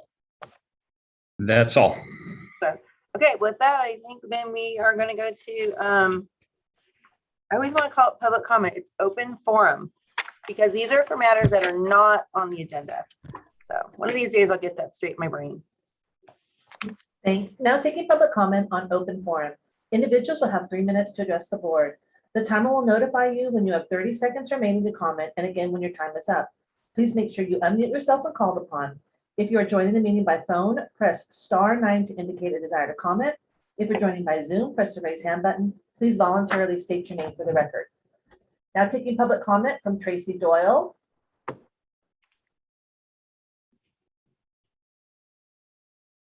Oh, hi guys. So I don't think the YouTube streaming link is on the agenda again this week.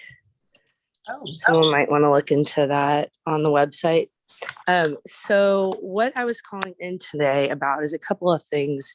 One, I think I was told that I missed this, but Wendy Thomas was speaking of a retirement and saying how she wishes that that person could be honored in chambers, but then she went to a party. So not really sure why the woman couldn't have been honored in person in chambers, but we also have 70,240 attendees at the SoFi Stadium where masks are required and no masks were worn, including by Gavin, HIV positive Magic Johnson, Mayor London, who frequently doesn't wear a mask in nightclubs in San Francisco, and when called out just says, well, I was just feeling the spirit.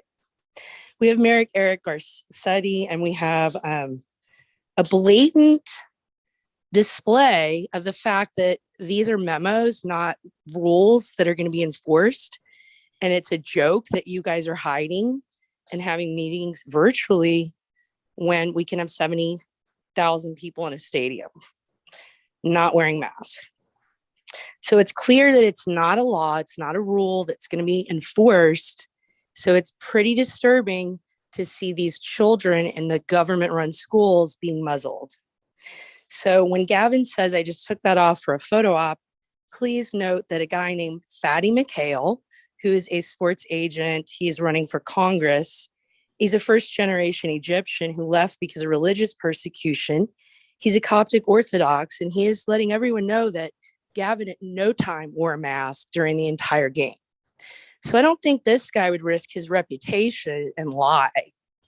So all of this nonsense needs to stop immediately. I think that's all I wanted to cover today. Oh, and by the way, this man is a first-generation Egyptian, and his father brought his family over here for freedom. So he sees what's happening. I hope one day you guys will all see what's happening and act accordingly.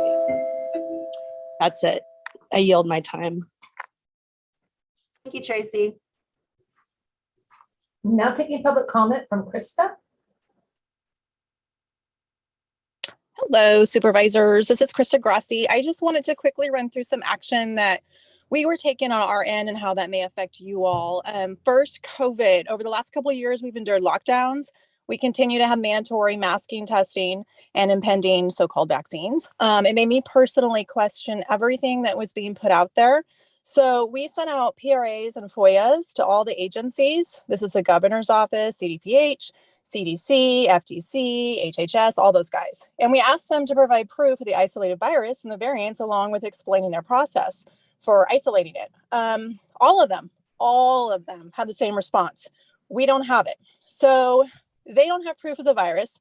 And I'm not saying people aren't getting sick, because they are, but I'm just questioning the cause or what exactly is happening, because step one should be proof of this so-called pandemic. The fact that our government is saying that they don't have proof would be like me walking around accusing someone of murder without a body or evidence of the crime.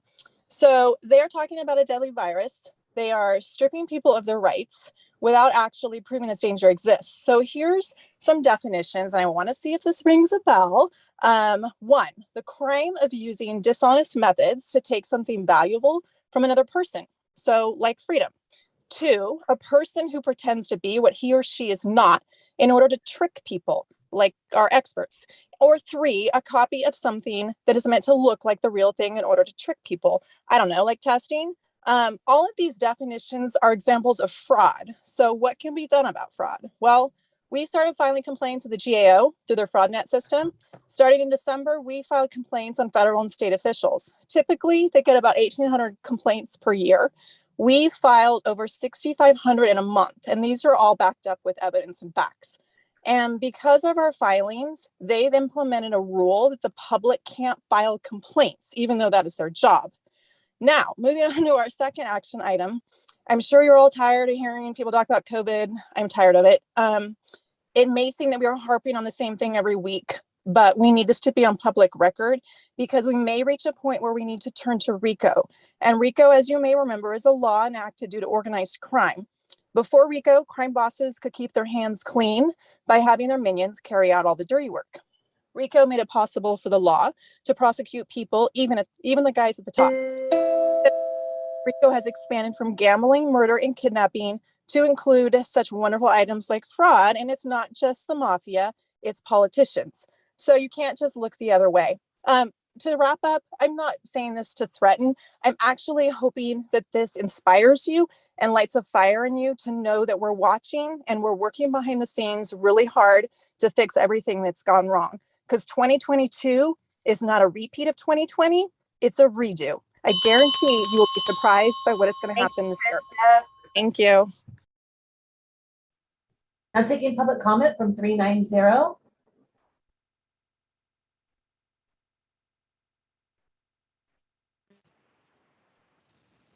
Good afternoon, Board. Ken Green with District 3. Much to cover here.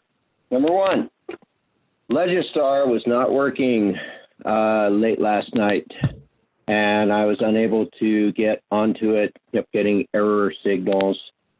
Finally, through a mobile device, I was able to come in a different way, and it worked, but that was well after I had been very frustrated with my PC's inability to connect.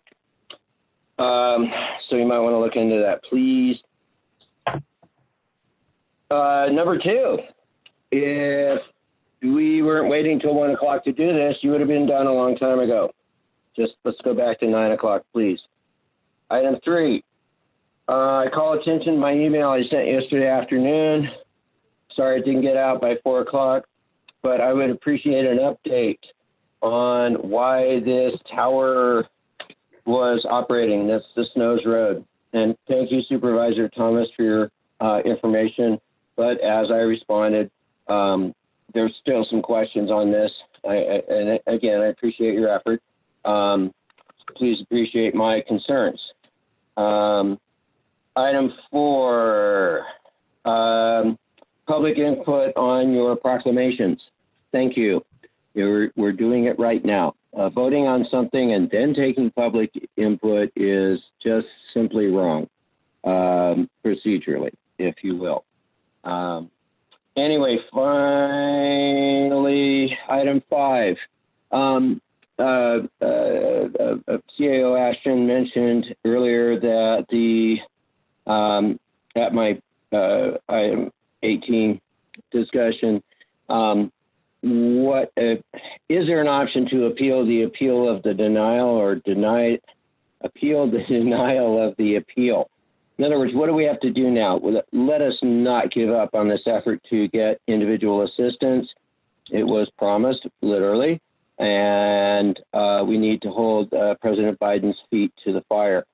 How will we do this? What is your strategy for righting this wrong? And again, since I have a little bit of time, and I will not yield, this COVID thing with our great governor and Magic and all those people, no, it does not appear. He was wearing his mask for one little instant, and it looks like, but the majority of time he was not. He therefore puts himself above us. And why are we allowing that? Why are we going along with this nonsense? Thank you, Ken. Bye-bye. Now taking public comment from Jonathan Gainsborough. Good afternoon, my friends. I want to thank you, John, and thank you, Wendy. Thank you, Lori, and thank you, Sue. And thank you, George, for the 5-0 unanimous vote last week, which was appropriate to step in and to cover the remainder of this year's nomadic shelter. That was very appropriate, and I just commend you all for that. I'm not here to harass or nag on past years, but we can't forget the last 8 years that the nomadic shelter has set up individually at different churches. Has to be discontinued. They're on life support this year, meeting at 5 sites. Yes, 4 churches, but 3 nights were open, as you know. And that was a disgrace. Last year, we had 2 or 3 nights open throughout the winter. 20 years ago, we had one Elliot, as I've said before. You all know him. I bought him meals. You did. We all tried to encourage him. We don't have one Elliot now. We have scores. Thank God that we stepped out of the Pelican's 26 rooms, which would only have, 2 per room would have covered 50 people. Only 10% of our western slope homeless. So the city stepped in, took a bold step on December 26th to cover the 3 open nights. And as you know, now they've stepped even further and committed to the end of March for nomadic shelter. So we're taking care of the nomadic for this year. You all bravely 5-0 voted for the DHS to bring you back a full plan for a navigation center at the end of February. And that was great. I understand the Caldor and the pandemic, but the end of February was pushed forward to the end of April. The end of April, I just want you all to write down, if you would, that leaves 6 months. The end of April leaves 6 months, May, June, July, August, September, October, before we're in the winter again. Let's not go into next winter as one of only 4 counties that don't have a year-round shelter. We have the fire season, and this year we had airplanes dropping fire retardant to keep Placerville from burning to the ground. So it isn't just a question of the humanity of the homeless. It's a question for the public safety of the entire community to get a year-round shelter in place. Please, let's not lag behind. We have $50 million in the reserve fund. I'm not saying spend all of it. Please, let's move on the navigation center so we have something. Thank you. God bless you all. So we have something. No, you're done. Thank you. Now taking public comment from Mandy Rodriguez. Hey, everybody, can you hear me? Yes, we can hear you, Mandy. Okay. Yeah, I really think that it's sad that we're not meeting in person, because if we were in person, this is what I would sing to you. I've been alone with you inside my mind. And in my dreams, I've kissed your lips 1,000 times. I sometimes see you pass outside my door. Hello, is it me you're looking for? I can see it in your eyes. I can see it in your smile. You're all I've ever wanted, and my arms are open wide. 'Cause you know just what to say, and you know just what to do. And I want to tell you so much, I love you. I long to see the sunlight in your hair and tell you time and time again how much I care. Excuse me. Sometimes I feel my heart will overflow. Hello, I've just got to let you know, 'cause I wonder where you are, and I wonder what you do. Are you somewhere feeling lonely, or is someone loving you? Tell me how to win your heart, for I haven't got a clue. But let me start by saying I love you. Hello, is it me you're looking for? 'Cause I wonder where you are, and I wonder what you do. Are you somewhere feeling lonely, or is someone loving you? Tell me how to win your heart, for I haven't got a clue. But let me start by saying I love you. Let's stop the COVID theater and open up the Board of Supervisors. Let's quit playing games. We see all of you guys outside without masks. You're just trying to insulate yourself from being called out. And another thing I'd like to bring up is not only should we have term limits on Board of Supervisors and City Council members, we should also have term limits on administrative management, because we see that those are the people that are really pulling the strings from our local government to our nation government. Thank you, Mandy. Now taking public comment from Ruth. All right, that's going to be a tough one to follow up with on. No singing. I wanted to say that, at least not singing for me. With Jonathan, I totally agree. I'll be very brief. We do need a navigation center. We do need a permanent shelter. I do thank the Board of Supervisors for approving the $115,000 so that, you know, what they can eke through this year, but I hope we look to the bigger plan. And look to fund those as well, the shelter and the navigation center, which will help people get back on their feet with having mental health and drug treatment and career opportunities and that type of thing. That's what the navigation center is, I'm sure you all know. So, you know, I just had to call because of COVID, and you know, I've called all along and I have a very different view, and that's okay. We can have very different views, very different worldviews, live in very different worlds. I happen to think that the other side is kind of flat earthers, but maybe they think I'm a flat earther as well. So that's the way it is. We all have to get along. But I wanted to take my time. I'm not going to sing, but I'm going to read. And by the way, there are term limits for supervisors. You can have 2 terms, take a term off, and then have 2 more terms, as Jack Sweeney did. The city council, it's true, there is no term limits for them. I wanted to say something about COVID, and I'm going to read to you from the San Francisco Chronicle on Thursday.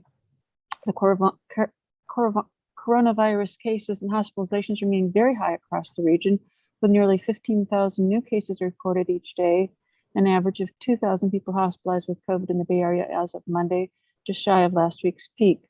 And they say that the peak here, I'll skip ahead, they have fallen about 20% since January 9th, but these are as high as, the rates right now are as high as they were at the winter peak.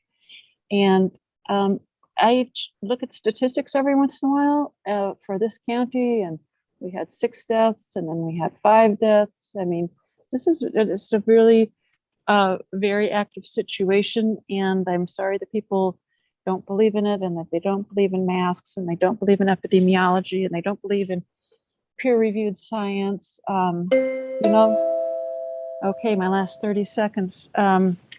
Nothing we can do about people's disbelief, but there is a reason to listen to and keep your community safe, and to follow the advice of the experts in the field who know. And I guess my time will be up, so we'll talk more about this next time. Thank you. Thank you, Ruth. There's no additional public comment. Okay, so I tried to take notes. A lot of good comments. Everyone's frustrated. I get that. Snows Road, though, Supervisor Thomas, you're working with Ken Greenwood offline on that, right? So you've been working I have gotten him information on that, and okay. Yes. Okay, very good. I'm engaging with him on that. Got it. And then the big question of the day, of course, and CAO, you're going to hate me to ask this, but Caldor, and we're out of appeals. You said that this morning. Are we going to try to do any kind of effort? Do we know yet what we're going to try to do to get the president's attention on this, or nothing yet, right? There are conversations taking place with my office and the sheriff's office about potential strategies. There's pros and cons to those, but so we're not giving up, but there's nothing concrete at this time, Madam Chair. Okay, so stay tuned, Ken. We're working on it. Not sure how we're going to get this done, but I agree it's important. And then lastly, COVID. I mean, the elephant in the room. Yeah, the photos of the governor going around. Everyone's frustrated. I don't think anybody's happy. And I've said it before, as a county, we're an employer. We have a responsibility to do things in a way to keep our employees safe. I'm watching the data on our El Dorado County dashboard. It looks like we're starting to head down in our peak locally. So I just want everybody to know we're being thoughtful about this. I'm going back. I don't know why. Honestly, Mandy, when you were singing, you made me go back to the Pastor Drew's message this morning of patience as we work through these things, and love to each other. We are doing our best. We want to be back in the boardroom. Absolutely. We think we can do that in such a way with teleworking now. We'll give it a talk and see if we think we can be back in the boardroom next week, perhaps, because, even the supervisors, we have the opportunity that we can zoom into if our health is compromised. So, but we got to do this in a thoughtful way. And I just wanted to share that message with everyone. We share your frustrations. And I don't know if the CEO or county council wants to add to that, but we're trying really hard. Yeah, Madam Chair, if it's okay if I make a comment? Absolutely. Thank you for that. And I would just like to add that, one, we've been evaluating this every week since the first meeting in January, with trying to find ways to get back in the board chambers.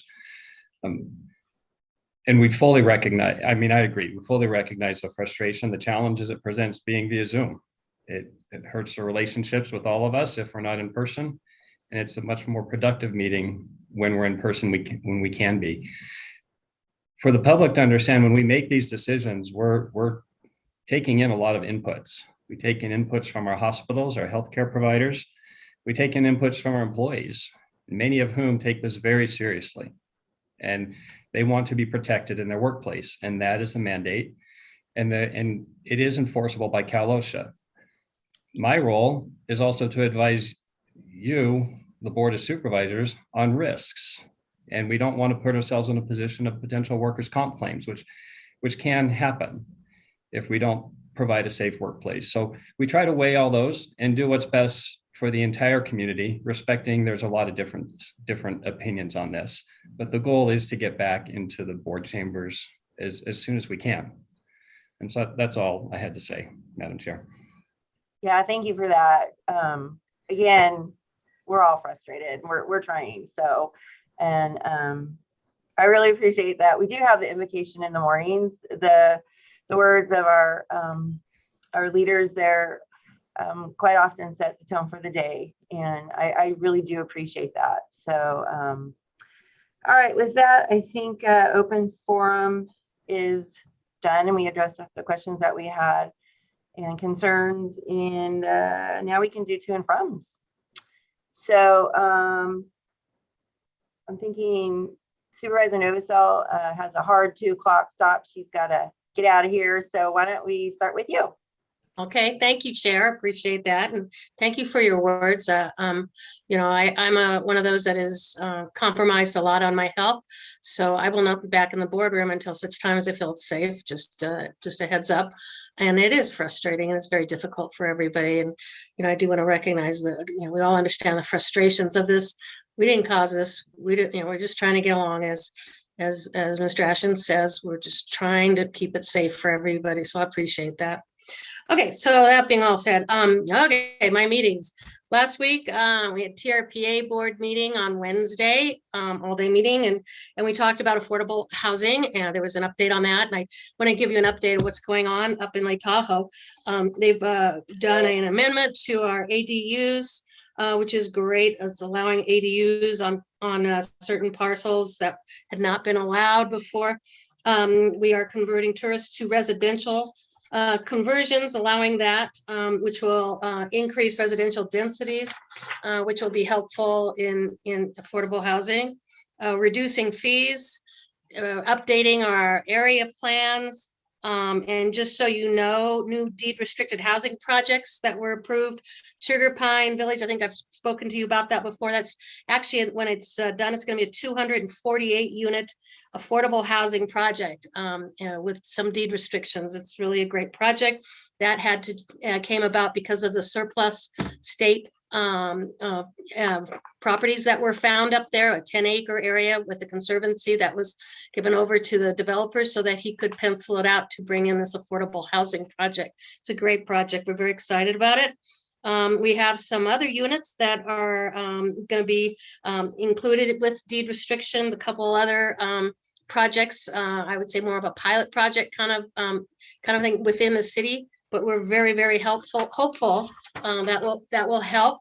And I just want to say Wednesday, March 30th, the Tahoe Living Working Group that meets and discusses affordable housing and how we move forward with workforce and low income, everything.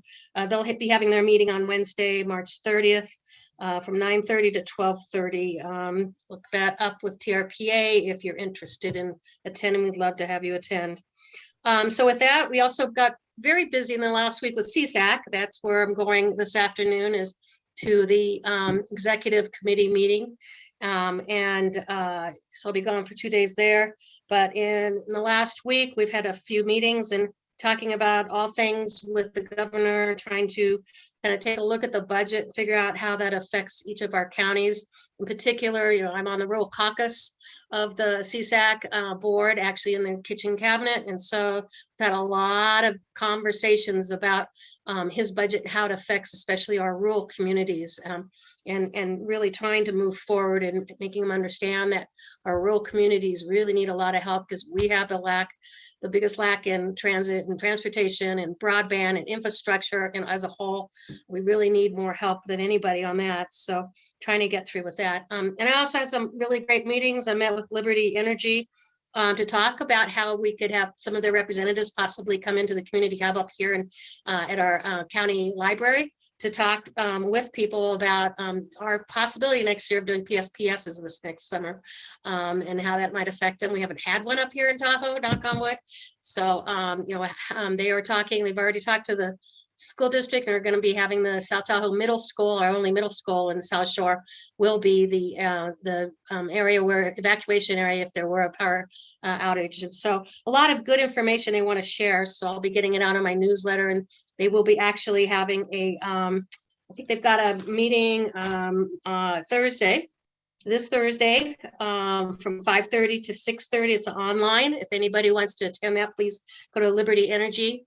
Again, they're the energy providers for us in El Dorado County up in the South Shore area. Would love for you to participate in that. It's a question and answer session on what power surges might look like and power outages rather, and you know, their sustainable renewable ideas on power.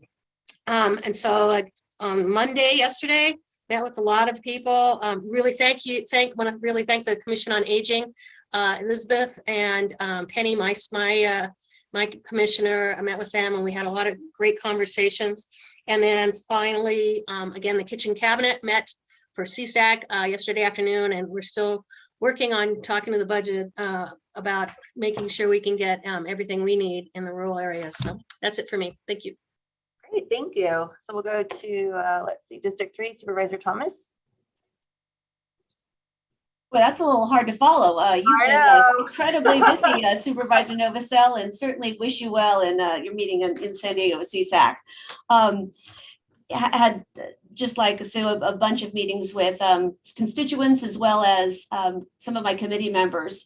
I also had a robust collaborative discussion with my Commission on Aging and Elizabeth. They're just really dynamic and engaged group. The Commission on Aging is just doing an amazing job representing the seniors of El Dorado County, and I take my hats off to them. One of the largest focuses of my time has been really digging in and making sure that the Camino Safety Project will be able to open up before harvest season this year. We're not out of the woods yet, and so I've elevated the collaboration between not only management of the project, but as well as directors from Caltrans, and had a really robust meeting with them as well as our DOT staff this week in really making sure that communication channels are open, that Caltrans and project managers on the Camino Safety Project understand how critical it is that we get that project open before harvest season. As I was a little concerned that we are having similar conversations that we were having last year. And I think our community is heightened, even the awareness of a fire season, of evacuation routes and access is heightened this year. And so we're just, once again, measures, I am confident that measures are being taken high up in Caltrans to do everything possible to get this project over the finish line. My office is very engaged in those, as well as our staff and EDCT staff, and just want our community to know that we are in this and we are on this, and making sure that everything is done to make sure that the undercrossing is open before the harvest season. So keeping a close eye on that. And I really appreciate our DOT staff for their engagement, as well as making sure that everyone involved in this project, including EID and Caltrans, is rowing in the same boat with the same goal. So I appreciate those collaborative efforts this week. Some fun things, really enjoyed Jody's retirement ceremony. Hate to see her go, but it was a privilege to celebrate her last week. I also had the opportunity to attend the El Dorado County Chamber of Commerce installation and awards dinner. And that was a really wonderful event where we not only celebrated the board of directors and incoming board of directors who worked very hard to ensure that our economy is solid and strong in El Dorado County, but it was a privilege to celebrate a lot of the good work of our businesses that are the backbone of our county. And want to give a particular shout out. A Citizen of the Year award was given to Janine D'Agostini and Sheriff D'Agostini for their immense efforts in opening their ranch to meet the needs of the Caldor fire victims. And that was just wonderful to see them celebrated and their immense love for our community highlighted. And I was delighted that Tara Sather of the El Dorado Winery Association was given the award of the Tourism Award for her ability to help our wine economy pivot during the pandemic and making sure that our winery association and growers remained strong and that business was alive and well despite ever-changing times. So it was a privilege to celebrate those. And so that's really all I have today. Thank you. Very good. Yeah, the Camino project, I can see why that would be very consuming. Let's see, District 2, Supervisor Turnbow. Anyway, had a meeting, the LAFCO meeting that we had this last Wednesday. It was actually a long meeting. Ask John, it didn't get over until 8:30. So it was like 3 hours long, but there was a lot of stuff that was going on there. I can't really talk about a lot of it, but dealing with the situations with the fire departments and some of the issues there. Also had a meeting with the biomass group, work group and stuff, and Greg Stanton gave us an update of what's going on there about our cogeneration plant that we want to implement into our county, and we got a lot of good ideas. Greg has done really a great job and has brought a lot to the table. He really has. So I want to thank him for all the hard work that he's done for our county. Also had a meeting with Bill O'Neill. It was a lunch, actually it was lunch, and Lori actually joined us. So that was really good too. Also, I had attended Jody Gray's retirement party, and you know, she has done an awesome job. She really is. I've known her for a long time, and she's put a lot of hard work in turning that fair around. She really has done a lot of things for our fairgrounds. And I hope that people recognize for all the hard work she has done. Also, I had a meeting with Grant Ingram and Christine Hollum from Grizzly Flats, the issues that's going on in Pioneer Fire Department, and some of the things that they're bringing up. There's going to be they're going to be talking about some of the issues that's happened on the Caldor fire, and that will be at the next board meeting they're going to have out there. The other thing is I had a meeting with Rod Pimentel and Josh Panay and Mo Muhammad at Rod's place, and it went real well. They want to help Rod's mill get back up and going again, even though he is working right now, but actually do more, especially with all the timber that's in Grizzly Flat that could be hauled there and be able to mill. So, and also my cousin was there too, and then also Tim Borges. So the meeting went very, very well, and they got a lot of good ideas and stuff. So that went real well. Had a meeting with actually Gary Dietrich, and Don Ashton was there, and our sheriff, and we talked about some of the issues that's going on with the Caldor fire and what we can do to help the residents. So we'll see how that goes.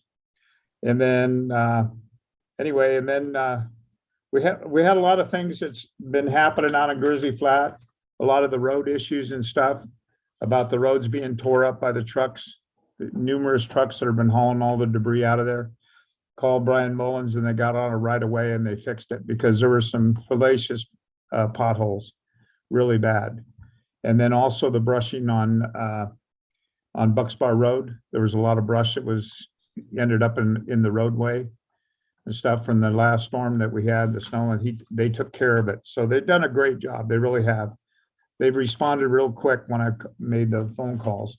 And then also working with with Brian also about the drainage problem in Cameron Park. So that's a big issue there. So we're working on it. We're working on with the water agency to try to get some grant money to be able to help the residents down there so they don't have the problem in the future. So anyway, that's all I have. All right, thank you. Supervisor Heidel. Yeah, so I had multiple meetings with staff members, so I'm not going to go through those individually. Much appreciated. On Wednesday, the 26th, we had an El Dorado Hills Developments tour, I'm calling it. Karen Garner, Rafael Martinez, John Vania, my planning commissioner, and I toured the major proposed developments within El Dorado Hills to give Karen primarily a better feel for what's going on there, the lay of the land, some considerations relative to traffic and transportation, because that's always one of the biggest things that we get with CEQA. So I think she has a much better feel for what those various development projects are all about, where they're located. And so that's kind of the start of trying to make sure she has more familiarity with these items as they come before the Planning Commission, before the Planning Department. Same time frame, Wednesday, I participated in the CSAC Government Finance Administrator Policy Committee. One of the key items that was brought up there was an initiative called the Taxpayer Protection and Government Accountability Act. Obviously a fine name for something that misrepresents what it really is, in my opinion, but it's a proposed constitutional initiative that's sponsored by the California Business Roundtable, an association comprised of the largest corporations of California. But what it would do is it would amend the California Constitution to restrict the ability of the state, counties, and other local agencies, i.e. our special districts, and the electorate to approve or collect taxes, fees, or other revenues. So this could have some significant impacts on the way we administer things like fees. It would require voter approval of all state taxes, would further restrict local fee authority by limiting it to the minimum amount necessary to provide government services, and would require voter approval for local measures such as franchise fees. So this would have major ramifications if this initiative continues to be moving forward. So it was unanimous vote by the Policy Advisory Committee to oppose the legislation, the initiative, I should say. So more on that to come, but that was the primary item of that discussion. Later that evening, we had the LAFCO meeting. There were two major things that came out of that. We awarded the executive officer recruitment contract to MRG, which stands for Municipal Resource Group. They have a local Sacramento-based office, which is in Wilton. So they will be doing our active headhunting, if you will, and recruitment for EO.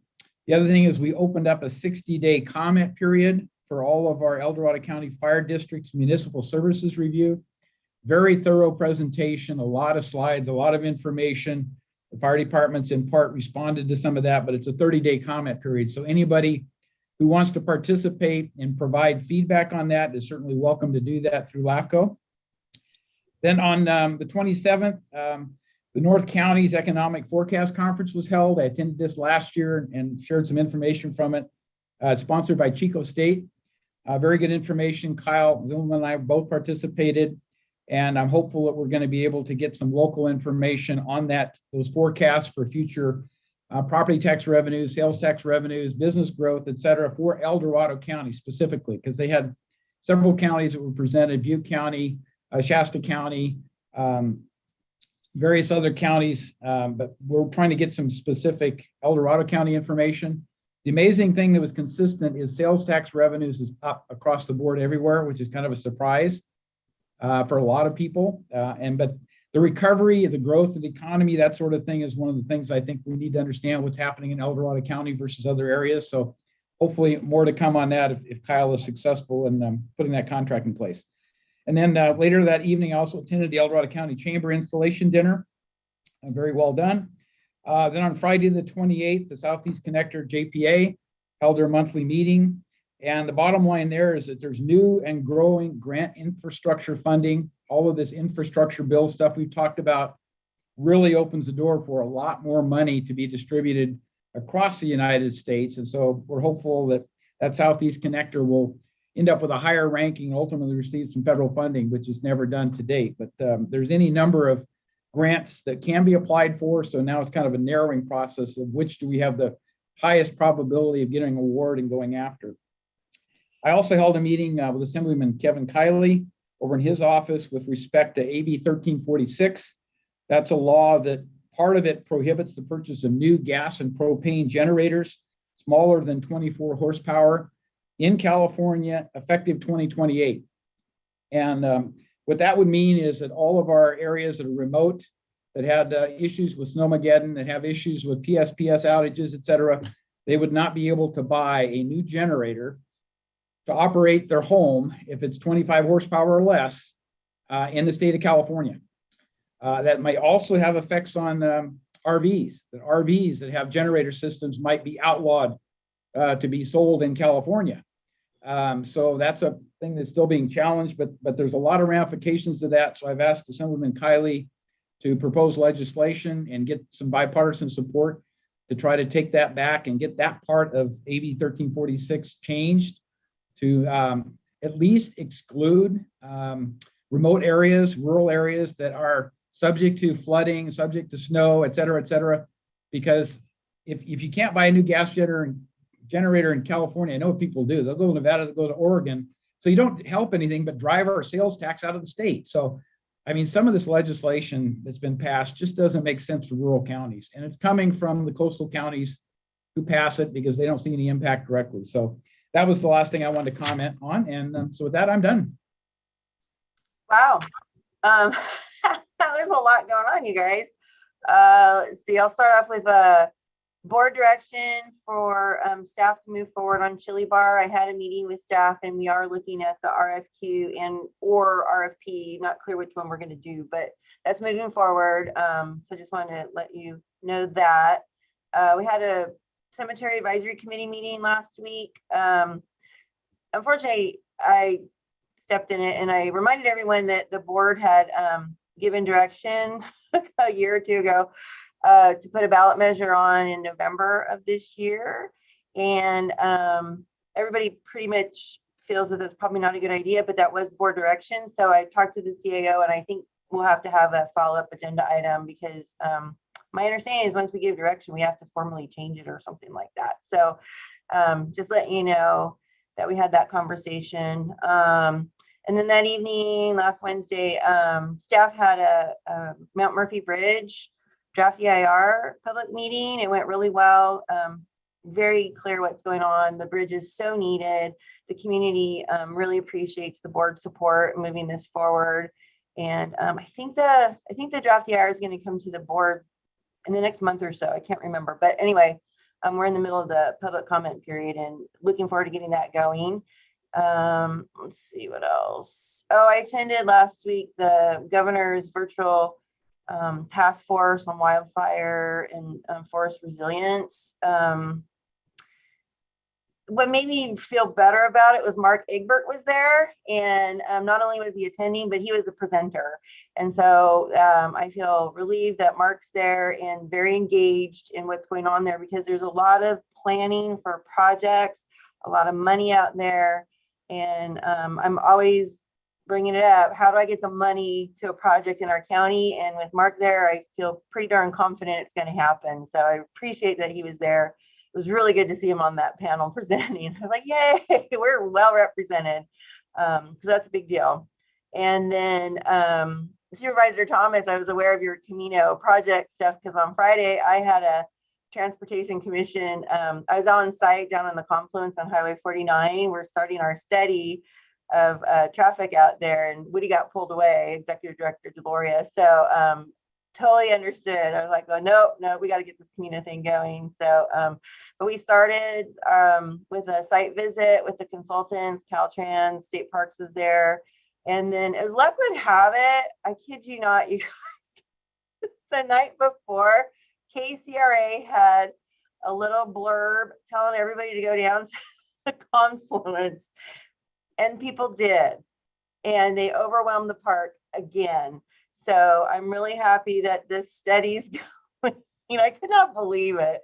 And a tiny little footnote on the KCRA story said, oh, there's limited parking down there, but it was too late. The word was out. People went to go visit this tiny little place. It was got a few complaints on that, but it's okay. We're working on the study, and not sure if the board will end up having to weigh in on that, but just giving you a heads up. It's a big deal out there. And then on Saturday, it was kind of exciting. I participated. El Dorado County has started its own prescribed burn association. A lot of the counties in our region are doing that because prescribed burns are a tool in the toolbox. So, and my understanding is this was actually the first time we did a burn.